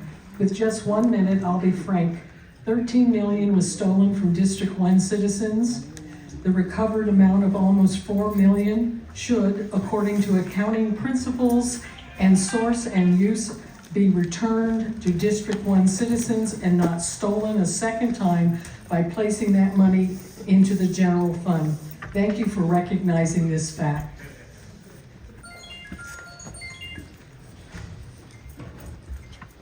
Good morning. My name is Anna. Thank you very much for allowing me to speak today. Yes, I am a citizen. I'm also an older adult. I live in Leisure World, and I also serve on the Older Adult Commission for District 1. I have to say, as I'm standing here and listening to all these stories, the word that comes to mind is shameful. This is shameful that you're even considering that this money not returned to our district. Please return the funds that are due to our district that were stolen from us. Thank you. Would the next four speakers please come forward? Lisa Kim, David Duran, Alice, and Mike Robbins. Greetings, supervisors. My name is Marie. Rhetoric says that you're committed to serving all residents, including those most vulnerable, those who struggle, those who need our support the most, those who cannot afford a roof over their heads and so sleep unhoused. The home for that work is the Office of Care Coordination, where this budget spends $1 on providing solutions for unhoused residents for every $20 spent on jailing our residents, many of whom were unhoused. It gets worse when you try to follow the money. That homelessness office spends about $45 million on services and supplies. That's the bucket that pays for shelters and contracts with the nonprofits doing the actual work. But nowhere in this entire budget does the county tell you how much goes to shelters or which providers get what. Didn't the supervisor recently go to prison for his corruption and failed transparency? So I'm asking the board for two things. First, put real county money, our discretionary funds, behind housing every resident who is currently unhoused. And second, be transparent and show us the line items in public meetings. The jail's budget is itemized. Thank you, ma'am.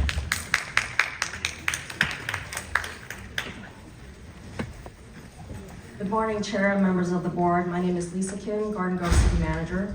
I respectfully urge the return of recovered funding to District 1 and encourage the launch of a $500,000 pilot program to assist residents impacted by the recent hazmat incident in Garden Grove.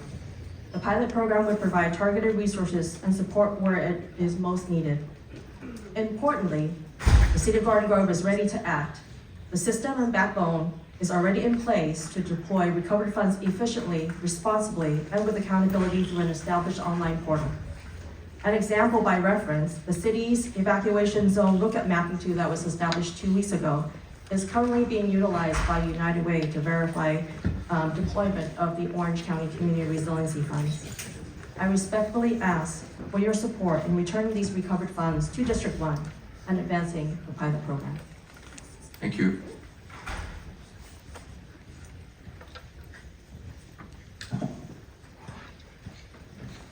So you were elected to make choices for the community. You were elected to do what's ethical. You're elected to do what's needed throughout the community.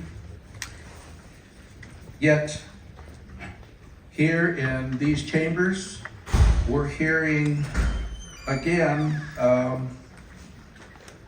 I want to call it misinformation that really doesn't lend itself to being true.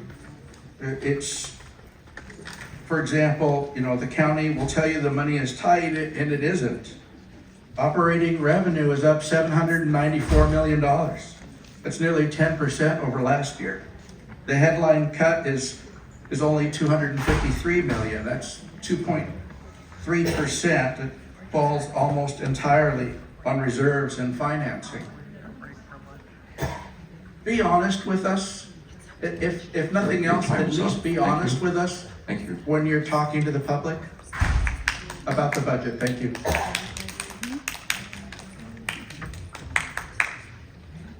Good morning, supervisors. A budget is a moral document. It shows what we value by where we put our money. So looking at where Orange County puts the money and what it actually controls, this year the county will spend about $746 million of its own discretionary dollars on public protection.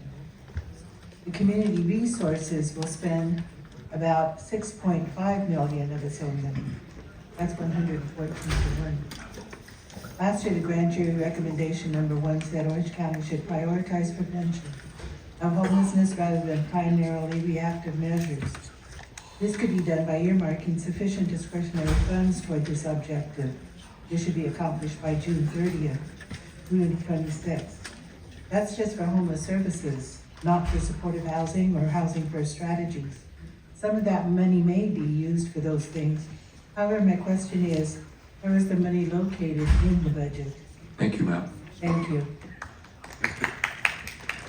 Next three speakers, please come forward. Janine Robbins, Tom Fielder, and Eve Garrow. County runs $800 million behavioral health system, and none of it's county money, it's state and federal. But we can't staff it, and that's one of the problems. We need to redirect funding to staff.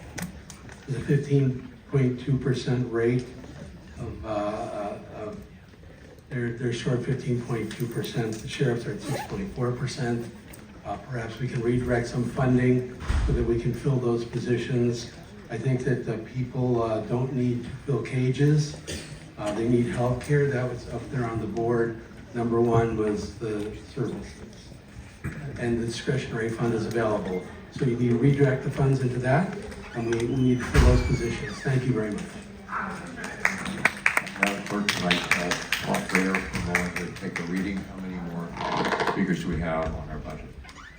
We've only gone through about half so far. 70 to go? Approximately, yes. All right, we normally would break for lunch at this time. I need the sense of the board. Do we want to continue? It's going to take another hour just to run through these comments. Or do we break for our closed session, which has a lot of important items in it? What's the sense of the board? Speak on. All right, let's call the next speakers. Thank you.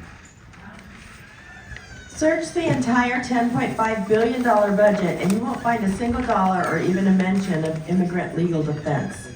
The county budgets to jail immigrants using federal funds, but nothing to defend them. Now, maybe the county will say it does fund some immigrant legal services tucked inside a larger grantor contract. If so, that's exactly the problem. It's invisible to the public. We can't see it, we can't track it, and we can't protect it when the budgets get cut. It's just another example of either ongoing corruption or a calculated effort by the county to lack transparency. Did former Supervisor Andrew Đỗ train the county how to hide line items from the public? People facing deportation apparently have no right to a free lawyer, in this county anyways. It seems that whether they get one is a choice that this county is making by saying nothing within the budget. The public deserves to know the truth. We deserve to know the truth. Thank you. I invite the following speakers, please come forward. Lynn Huang Nguyen, Trung Dong, Kevin Young, Marla McGee, and Donald Evans. When the county wants to look generous, it says it spends nearly $900 million on community resources. That number is real, but almost none of it is the county's to direct. The parks run on park district property taxes. The libraries run on library taxes. The housing money is federal. Strip all of that dedicated money away, and the county's own discretionary stake in the entire county is about $6.5 million. And the programs people usually mean by community services, Office on Aging, Veteran Services, Workforce Help, Food and Literacy Programs, share an even smaller pool, about $4.2 million of county funds. That tiny number is what the board actually decides each year for community programs. This year, that lever got smaller. Community resources net county costs fell about 12%.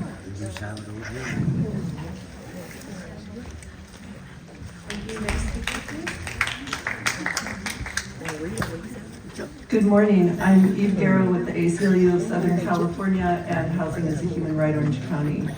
Being unhoused is a housing problem. The data are clear.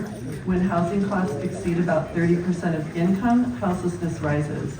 In Orange County, well over 50% of all renters and over 80% of extremely low-income renters are already past this threshold. Yet your recommended budget allocates zero discretionary dollars to affordable housing while spending roughly $320 million on the jails. It's a reflection of how the county criminalizes poverty instead of meeting needs. Unhoused Orange County residents are less than 1% of the population, but account for over a quarter of non-traffic sheriff stops.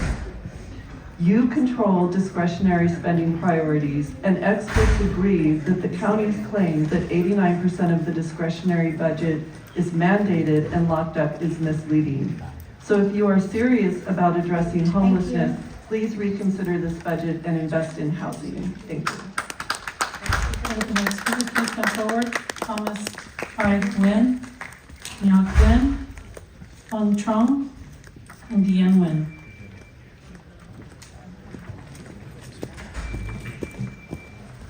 Hey, I'm Kevin Young from the president of the Seal Beach Lions Club, and I'm here to advocate for District 1 to see that we get the money back that was stolen from District 1. We have a lot of amazing organizations in District 1 that could really use this funding. Several of the organizations that our club supports are Project Eli, Casa Youth Shelter, Precious Life Shelter, Food Finder, and the Finders and the Youth Center. These are all amazing organizations. I also served in the U.S. Navy for 27 years. We have 2 military bases in District 1, and there's a lot of veterans that need a lot of support in District 1. So please make sure we get the money where it's supposed to go. Thank you. Thank you, sir.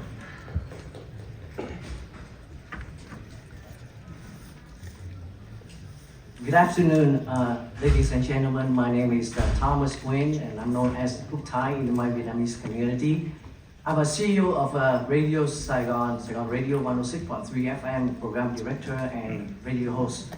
Last few months, I heard all of my radio listeners talk about the $3.7 million that been stolen, been lost, disappeared, and we found it.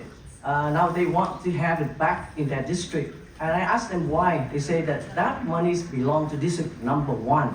So they want it back because they live in district 1. Now today, I'm stand here in front of you with no script. I talk about the heart, from my heart. I'm begging you, I'm asking you, requesting you to put that money back to District 1. And I'm sure that my representative, Supervisor Janet Nguyen, is honest and intelligent and smart to use that money in the right place and right time. Thank you very much. Bring it back. And at the end of the day, everybody will be happy. Thank you. The next speakers, Helen Nhân, Hai Lau, Hong Tien Tran, and Linda Ho. Good afternoon, supervisors and staff. I'm representing the Vietnamese Heritage Museum, nonprofit organization with office in Huntington Beach and Garden Grove, represented by Supervisor Janet Nguyen. We offer free service to all residents of OC for the last 10 years. Annually, we have hundreds of volunteers contribute over 10,000 hours of volunteer hours to serve thousands of students in Orange County. And it is critical that the $3.7 million recovered from Andrew Đỗ scheme be rightfully returned to District 1 to serve the resident, the organization, serve the community that this fund is supposed to serve. And our organization have proven that community service is important. Our existence depends on these funds. Thank you very much.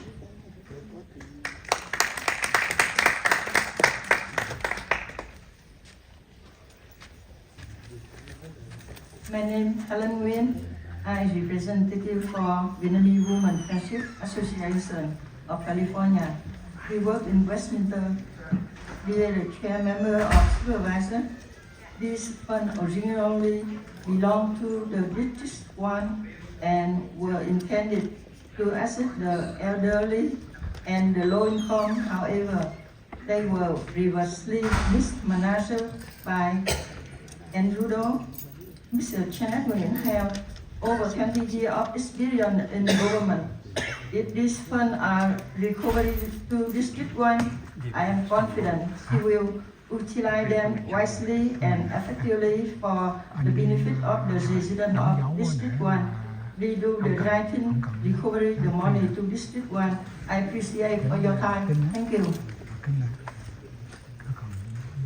I'd like to invite Chance Irwin, Ethan Duffy, and Councilwoman Gracie Vandermark. Good morning. My name is Ngân Nguyen, resident of St. Anna. The County of Orange is recovering $3.7 million in COVID relief funds that was originally intended to benefit District 1 community. This fund belongs to the residents of District 1 and should be returned to the community they were meant to serve. The purpose of this dollar was to provide support and resources for our neighborhood, and that purpose should be honored.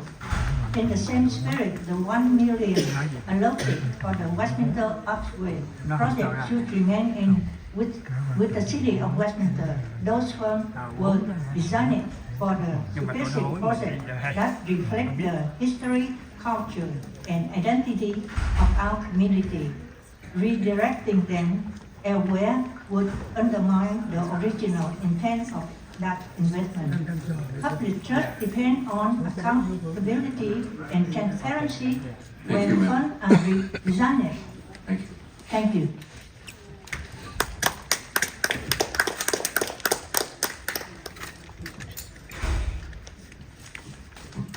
Hello, Board of Supervisors. My name is Chance Kerwin, and I'm a high school student from the 1st District. I am here to ask you to support the $3.7 million for our district. That funding can help improve programs for students, sports, parks, and local neighborhoods. Our community deserves the same support and opportunities as every other district in Orange County. I hope you will do what is fair and vote to return the funding to the 1st District. Thank you for your time. I'd like the next 5 speakers to please come forward. Wong Van Nguyen, Tommy Lee, Chin Din, Hoa Vu, and Art G. Good afternoon, supervisors. My name is Ethan Duffy, and I am 15 years old. I live in the 1st District. I came today because I think the $3.7 million should stay in our district and should be used for our communities, parks, youth programs, and public safety. The people in our district should not lose funding because of politics or problems from the past. The money should help the families and kids who live here now. Please support returning the $3.7 million to the 1st District.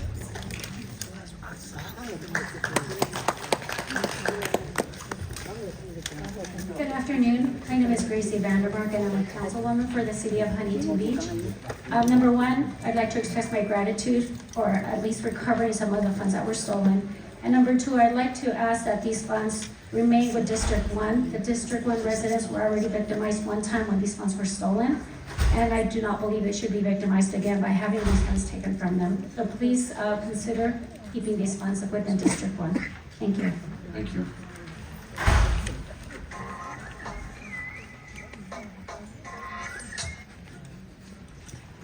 Tôi tên là Tina Cao. Hôm nay tôi đến đây dự cái buổi họp cho Phiên. Tôi tên là Tina Cao. My name is Tina Cao. Tôi đến đây để dự cái buổi họp cho cái district của Orange County. I came here for the meeting of the money of the District 1 of Orange County. Quận Orange đang thu hồi lại khoản tiền cứu trợ COVID trị giá $3.7 triệu. The County of Orange is recovering the amount of money for the relief of COVID worth $3.7 million. Thuộc khu vực 1 thì số tiền đó cần được hoàn trả cho các cộng đồng tại khu vực 1. For District 1, then that amount of money should be returned to the communities in District 1. Tương tự như vậy, khoản số tiền $1 triệu dành cho dự án cổng chào Westminster cũng cần được giữ lại tại Westminster. Similarly, the amount of $1 million reserved for the project of the Westminster Arch should be retained for Westminster. Ngân sách công cần được sử dụng đúng mục đích và mang lại ích lợi cho chính những cộng đồng, và nguồn tiền đó hướng tới The public budget should be used in the right purpose and will bring the benefits for the communities that the amount of money should serve. trách nhiệm giải thích trình điều quan trọng, cũng như việc giữ đúng cam kết với người dân. Vậy, The accountability is an important issue, as well as the commitment to the citizens. Thank you, ma'am. Xin cảm ơn. Thank you.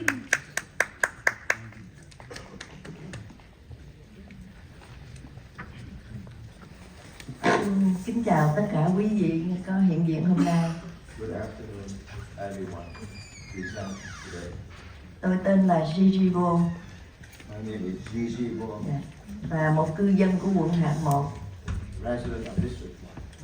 Với số tiền 3,7 triệu mà trước đây In the amount of money of 3.7 million Andrew Đỗ đã làm thất thoát, that Andrew Đỗ took away, hôm nay quận Hạt đã thu lại được số tiền 3,7 triệu này.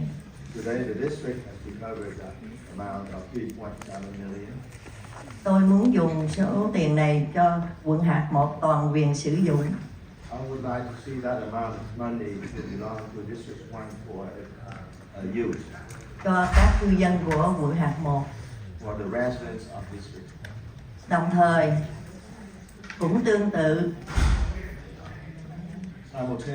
Simultaneously, lúc trước quận Hạt đã cho thành phố Westminster 1 triệu đồng để xây cổng chào.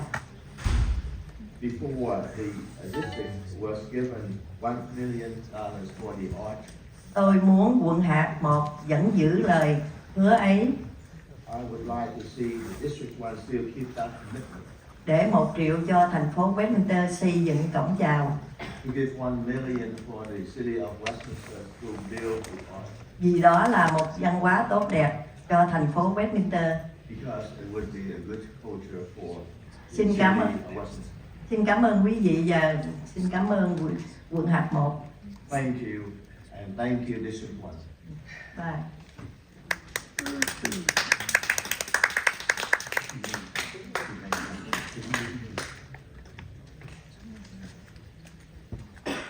Kính chào quý và giám sát viên.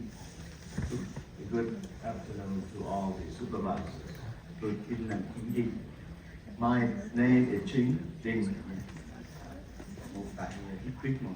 living in District 1. Orange County is recovering approximately $3.7 million in District 1 COVID relief funds that were improperly diverted under former Supervisor Andrew Đỗ. Those funds belong to District 1 and should be restored to the communities that they were intended to help. Similarly, the $1 million designated for the Westminster Archway project should remain in Westminster. Public funds allocated for specific communities and projects must be used as intended and should not be redirected elsewhere. Westminster residents deserve to see this investment benefit their city and preserve its cultural identity. Kính chào quý thank you.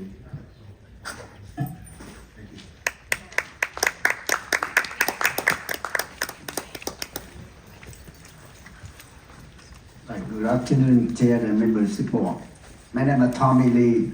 I'm the pastorally in your keep the 3.7 million in the funding in the district 1. There are funds for district 7 to senior family non-profit operation and pupil financial mental health channel. They have provide food, housing assistance, counseling, and association or organization. Then many residents depend on every day.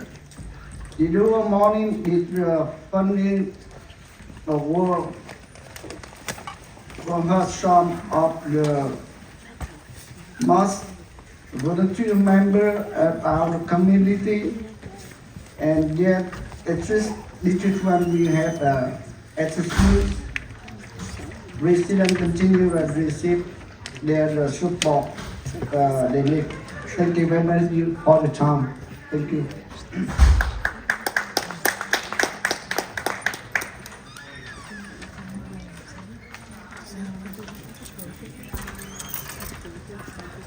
Tôi xin chào năm vị, nói phóng tắt. Tôi là Minh Vũ, tôi hiện ngụ tại Westminster.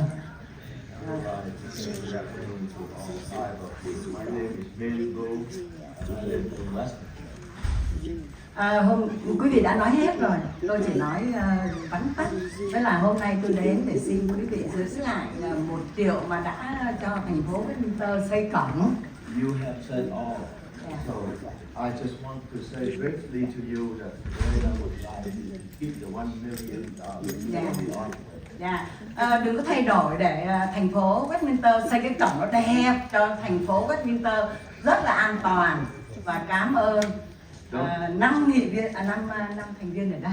Please don't change anything. I would like to see that amount used to build that to make city of Westminster very beautiful. And I'd like to thank all of you. Sau khi mà xây được cái cổng của thành phố Westminster, xin mời Gia Đình Nguyễn và 5 vị đến, quý vị đến để khai trương cái cổng của thành phố Westminster. Thank you. After the archway built, I would like to invite Nhân, Phiên, and the other 4 supervisors to come for grand opening. Chắc bằng cái này. Bye. Chúc mọi người khỏe. Let's invite the following speakers, please come forward. Viet, Phóng, Rochelle Tai, Hoang Vo, Christine Gordon, and Hai Lan. All right, good afternoon, and thank you so much for this opportunity to speak today. My name is Art Groneveld. I'm a resident of Fountain Valley, and I'm also the CEO of the Boys and Girls Club in Huntington Beach and Fountain Valley. A little bit about our organization. You know, every year we serve 5,000 children. 2,000 of those children attend every day. We offer a variety of programs from preschool, before and after school care, summer camp, performing arts, sports leagues. We also employ 250 employees in the county, and we operate with a $14 million budget. Our motto is simple: we serve children and support families. You know, as difficult as COVID was, the recovery proved even harder. The misappropriation of public funds by Supervisor Đỗ, money that should have gone directly to District 1 for nonprofits, cities, and communities, left organizations like ours without critical partners when we needed support most. Today, the cost of doing business continue to rise, but so does our commitment to delivering high-quality programs. We are expanding our offerings and facilities to meet the growing child care needs in our community, including the construction of a new performing arts center at Milesworth Park. Thank you, sir. Mr. Chairman, just for clarity, I think my office gave you $50,000, isn't that right? I think you gave us 50,000 in direct vouchers to families, and then I think the county gave us 31,000. Yeah, I would have spoken about that, but I cut it down a little. Thank you. Yes. Thank you very much.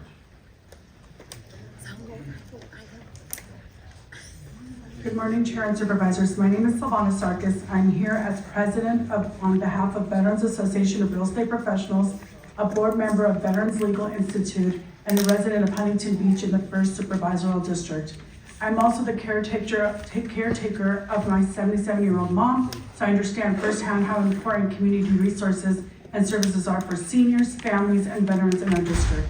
These funds were intended to benefit veterans, seniors, children, families, and community organizations in the 1st District. When those funds were stolen, it was our community that lost opportunities, services, and resources. Restitution exists to make victims whole. In this case, the 1st District was the victim. The 1st District deserves the restitution. Returning these funds will not only restore resources to the community that lost them, but it will also help restore public trust Residents need to know that when public funds are misused and later recovered, those funds will be returned to the people that were originally intended to serve. That is how confidence in government is built and maintained.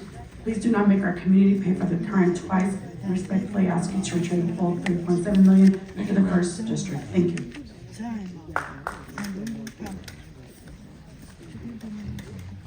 Good morning, thank you to all the members. I'm Christina Carney. I'm a member of the Rotary Club of Huntington Beach, and I'm here to ask you to return the funds that were stolen from District 1 to District 1. The funds should support organizations addressing homeless, mental health, and youth service within our district. The Rotary Club has proudly supported these organizations such as Surf Riders Foundation, Free Reign, Brave Ones, and the Swell. So I strongly urge you councils to do what's fair to all concerned and return the money where it belongs. Thank you very much. Thank you, Mel.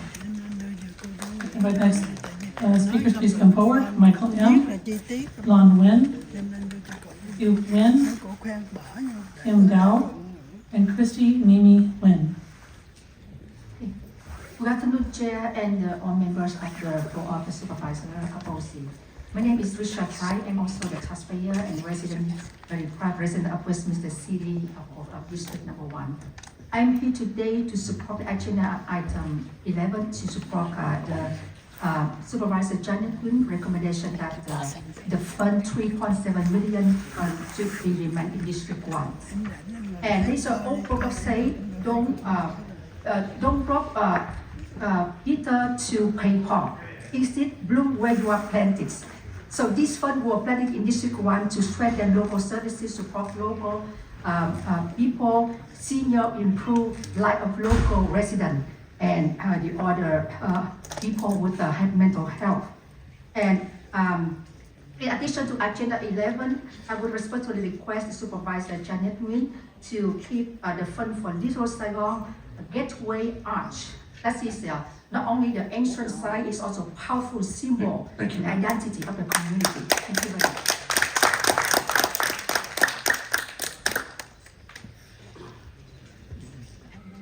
much. Good afternoon, everybody.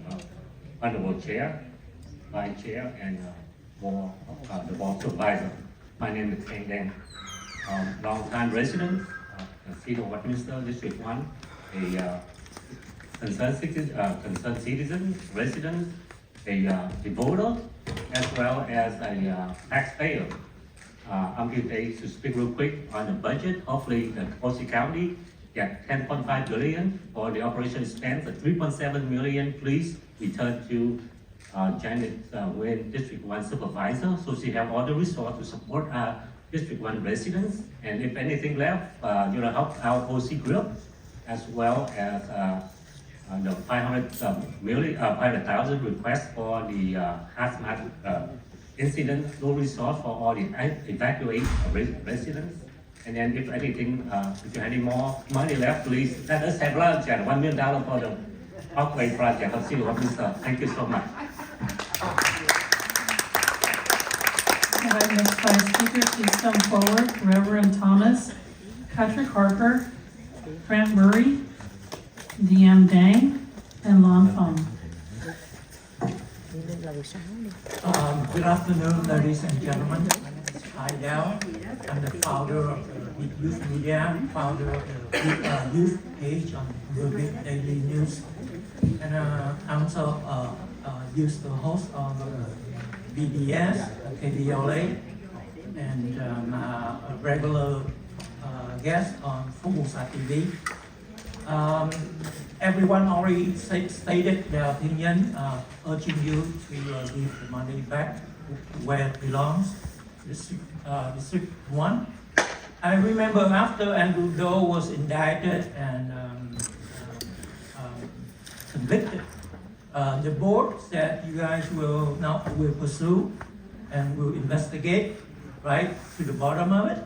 That's why I trust that Supervisor Janet Nguyen will follow suit and make sure that did not repeat what Andrew Đỗ did. Thank you.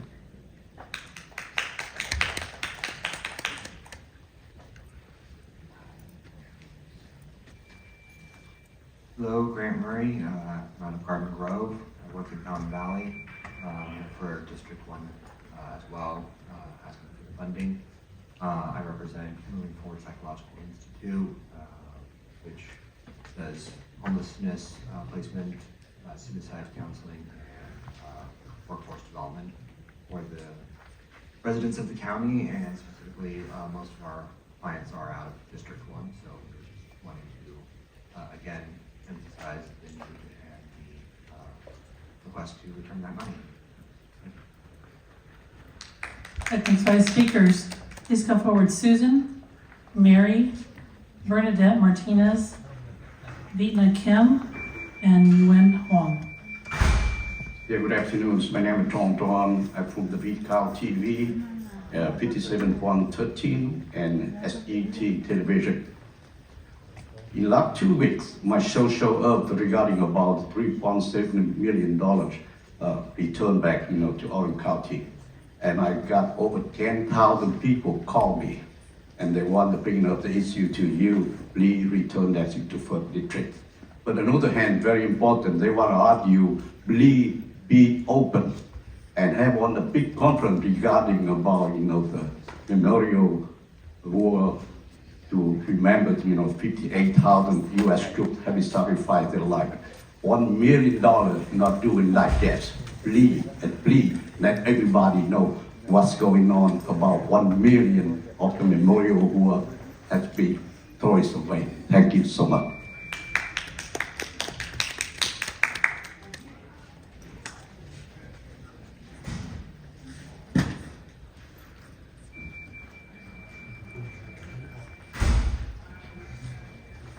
Hello and thank you. First off, I'd like to apologize for my attire. Unfortunately, I am homeless, a victim of crime. I also lived in the 1st District at the time of the crimes.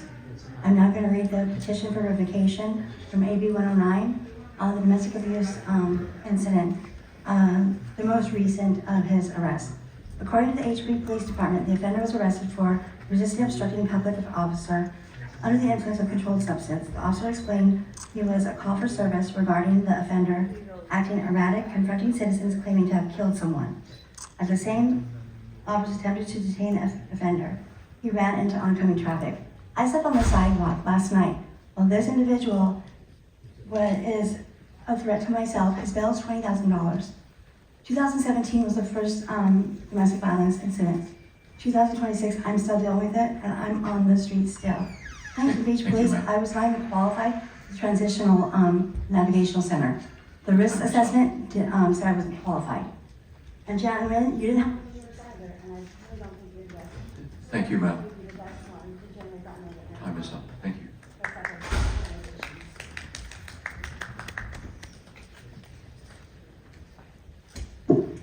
Hi, my name is Mary Nguyen, and I work in District 1 at the California Healthy Nail Salon Collaborative. I'll be speaking on behalf of two of our members who are both nail salon workers and owners from VIN, your OC Board of Supervisors. My name is Vinh Duong. I am a community member from Garden Grove and a friend of ACT. Supporting young kids with more education is important to me because I did not have access to education, and it is very hard to find a better job or make more money for a better life. I'm asking you to support our youth with more educational programs with the OC budget. From Livia. Dear OC Board of Supervisors, my name is Livia Fan. I am a community member from Garden Grove and a friend of ACT.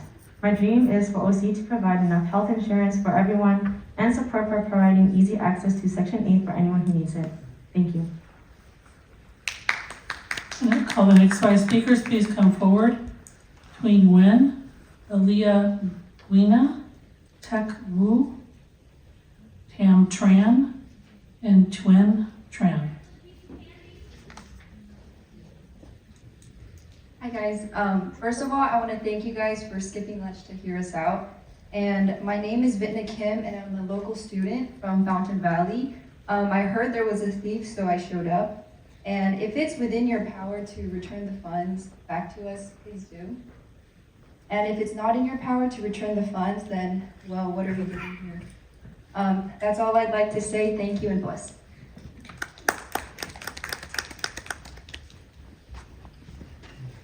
Good morning. My name is Cindy Young, and I'm the Director of Strategic Partnerships at Breastfeed LA, located in Anaheim. I'm speaking on behalf of Reverend Thomas, who had to leave a little early. I would like to address the decision that led to the loss of Black infant health funding in Orange County. Recent reporting in the OC Voice suggested that enrollment numbers were the reason continuation of funding was not pursued. This is not consistent with what we were told by Orange County Healthcare Agency leadership. The agency acknowledged that Breastfeed LA had done exceptional work in a short period of time, and it indicated that the decision was related to county funding and procurement challenges, not program performance. The California Department of Public Health understood that Orange County was in an implementation year. Continuation funding does not depend on reaching a specific enrollment target, and jurisdictions across California continue receiving funding while they build capacity and grow participation. As a result of this decision, Orange County is not only losing Black infant health funding, the county is also losing eligibility for future opportunities such as perinatal equity initiative funding, which could bring millions of additional state dollars to support Black maternal health and infant health here in Orange County, which are crucial, especially when grappling with deficits. Thank you. Okay, with next 5 speakers, please come forward. Sang Din, Hoc Din, Lam Chow Win, Martin The Win, and Kiet Lee. Good afternoon. My name is Aaliyah Gina, and I'm the Coalition Coordinator for Abundant Community Transformations, or ACT. We are based in District 1 and a coalition of community-based organizations that serve communities all across all 5 districts in Orange County. In 2025, ACT conducted a community priority survey so we could hear directly from community members about their lived experiences and how they would like to see public funds spent on using the Orange County discretionary budget. Over 300 OC residents from all 5 districts, ranging from ages 14 to 65 plus, identified 4 priority areas: healthcare and mental health services, housing and homelessness,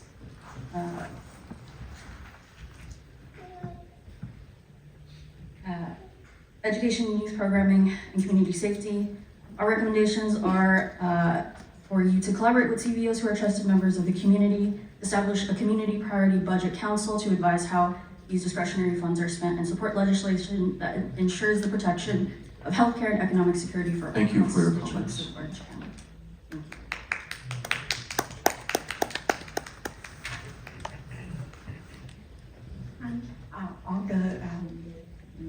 My name is Daisy, and Châu Lam Nguyễn. I'm CEO President in the Senior People. I come here because in 3 million point 7, and we want to return for the District 1 because it's stolen by Mr. Andrew Đỗ, and now we just want to return for the District 1. We just challenge do everything right for the senior people, for the rights of it.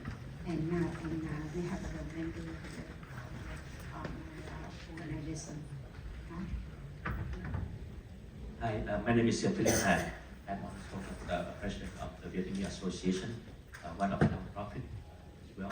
So I really appreciate that with all of the funding returned to the District 1, that can help to fund for some other charity association to support the community. Thank you very much. Thank you.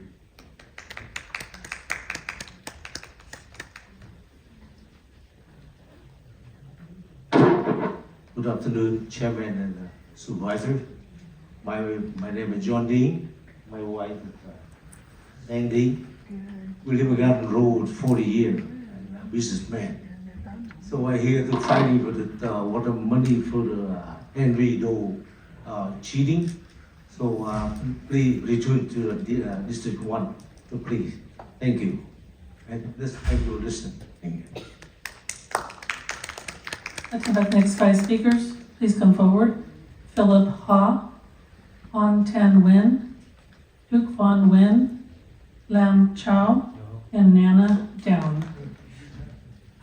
Good afternoon, Chair and members of the board. Michelle Nguyen, Attorney at Law. I'm here today to ask of you to return fully the restitution money to District 1 where it belongs. When former Supervisor Andrew Đỗ diverted the fund from District 1 for his personal use, District 1 and all people of District 1 became victims of that crime. District 1 lost the fund intended to use for the good of the people in the district. The most vulnerable people, the disabled, the elderly, the homeless, never received the services that intended for them. As victims, District 1 and its people need to be made whole when restitution money was obtained. The money needs to be given back to District 1 where it belongs, so it can use that money to repair some of the damages and the harm and to deliver the services that people never received. The needs are still there, and they did not disappear after the crime was uncovered. The board. Thank you, ma'am.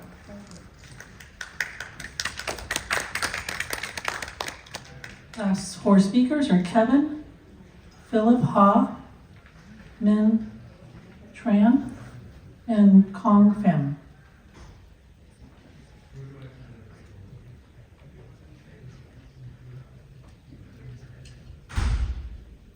Hi, I'm Philip Ha that I spoke before. But anyway, I thank you very much for everyone that support that to help that funding back to the District 1 to support the public. Thank you. Thank you. Mr. Chairman, all names have been called.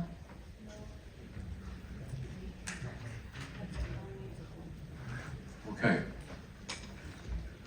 Board, where do you want to go? We'll break for closed session now, then we finish public comments, come back, and then do the budget and everything else?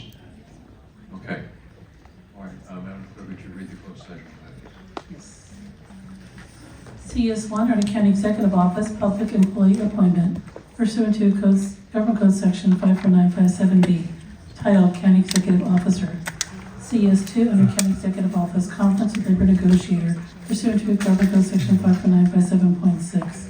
Agency Negotiator Jamie Office, Conference with Labor Negotiator, pursuant to Government Code Section 54957.6. Agency Negotiator Jamie Newton, Chief Human Resources Officer, Unrepresented Employee, County Executive Officer. SCS4 and County Executive Office, Conference Labor Negotiator, pursuant to Government Code Section 54957.6. Agency Negotiator Jamie Newton, Chief Human Resources Officer, Unrepresented Employee, Director of Office of Independent Review. SCS5 under County Executive Office, Public Employee Appointment, pursuant to Government Code Section 54957B, titled Director of Office of Independent Review.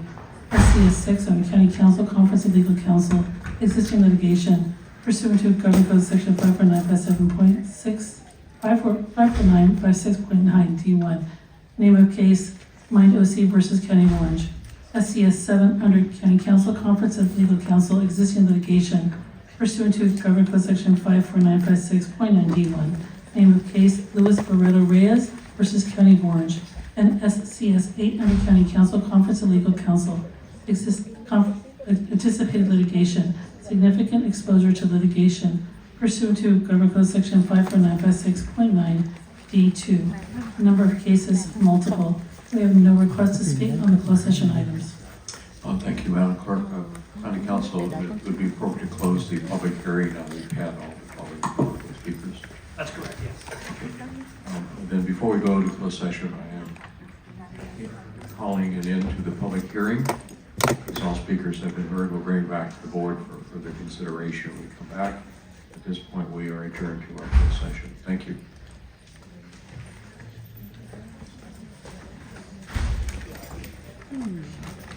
Thank you, Don. For the lawsuit, thank you very much. I wish you could stand it. No, I got it. Okay, bye, yeah, thank you.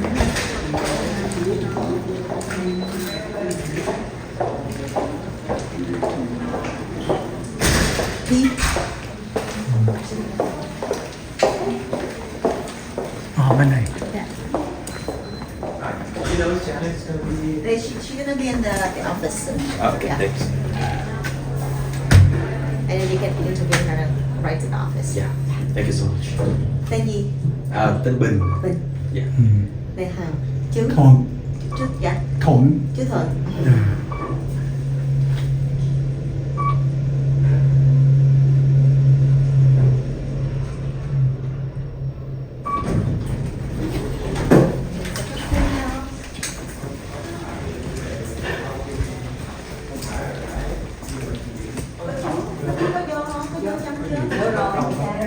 Nếu là hơi chua à? Xin đi cho nước uống.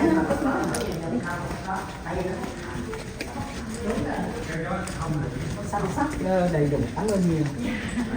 Không biết đi mỗi lần đi là cực quá nên là hỏi nhé.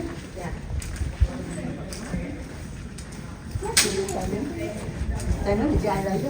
Dạ, có nước ở trong đây nữa nè. Thôi lấy một chai thôi. Cảm ơn nhiều. Thank you so much. Đây mời mọi người cho. Nhưng người tiếp đến ngày mai đó thì cái dạng là nguyên cái bà thì đây là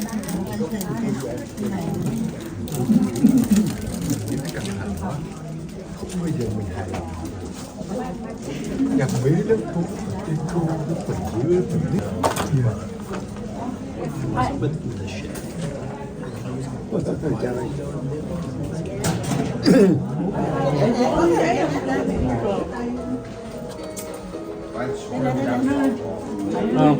không sao. Dạ anh, dạ xin hối tay ơi, không bắt tay. Dạ.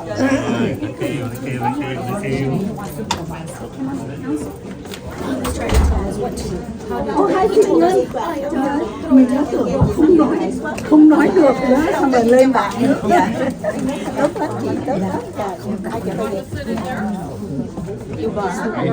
có gọi được chưa? Dạ thưa, trước hết thì cảm ơn anh Thuận và xin chào anh Thuận và chào quý vị khán thính giả. Thì cái buổi họp hội đồng giám sát hôm nay là để mà bầu về cái vấn đề tài chính của quận đó. Thì sau khi những cái người cộng đồng public comment rồi đó thì hội đồng giám sát sẽ put their vote in để xem cái kết quả. Thì hôm nay sẽ có cái kết quả hôm nay trước cuối giờ, và giám sát viên Janet Nguyễn sẽ trực tiếp cảm ơn cộng đồng đã luôn đồng hành với giám sát viên Janet Nguyễn trong cái cuộc tranh đấu này cho địa hạt 1. Và quý vị có thể theo dõi trên cái trang mạng của Facebook hoặc Instagram là giám sát viên Janet Nguyễn. Chúng tôi sẽ công bố cái kết quả và một lần nữa thay mặt giám sát viên Janet Nguyễn, Michelle xin chân thành cảm ơn quý vị đã có mặt tại hội đồng giám sát hôm nay để lên tiếng nói cho địa hạt 1 và lúc nào cũng đồng hành sát cánh cho những cái cuộc đấu tranh của bà cho cộng đồng người Việt chúng ta ở đây. Xin cảm ơn quý vị. Thì đây là văn phòng của giám sát viên Janet Nguyễn địa hạt 1. Ở cái quận Cam thì chúng ta có 5 địa hạt, địa hạt 1 tới địa hạt 5, và đây là văn phòng của giám sát viên Janet Nguyễn của địa hạt 1. Thì như là cái quan cảnh anh thấy là cộng đồng có mặt ở đây hôm nay rất là đông đủ để mà ủng hộ giám sát viên Janet Nguyễn cùng đồng hành với bà để đấu tranh. Thì như quý vị đã thấy, dạ thì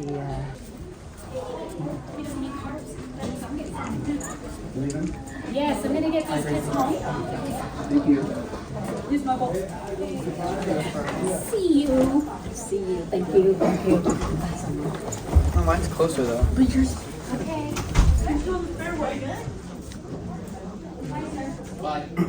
đây là văn phòng làm việc của một trong những người staff.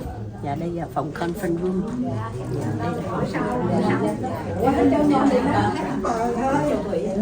đây là phòng bữa sau còn cái gì về May mắn là hôm nay có gì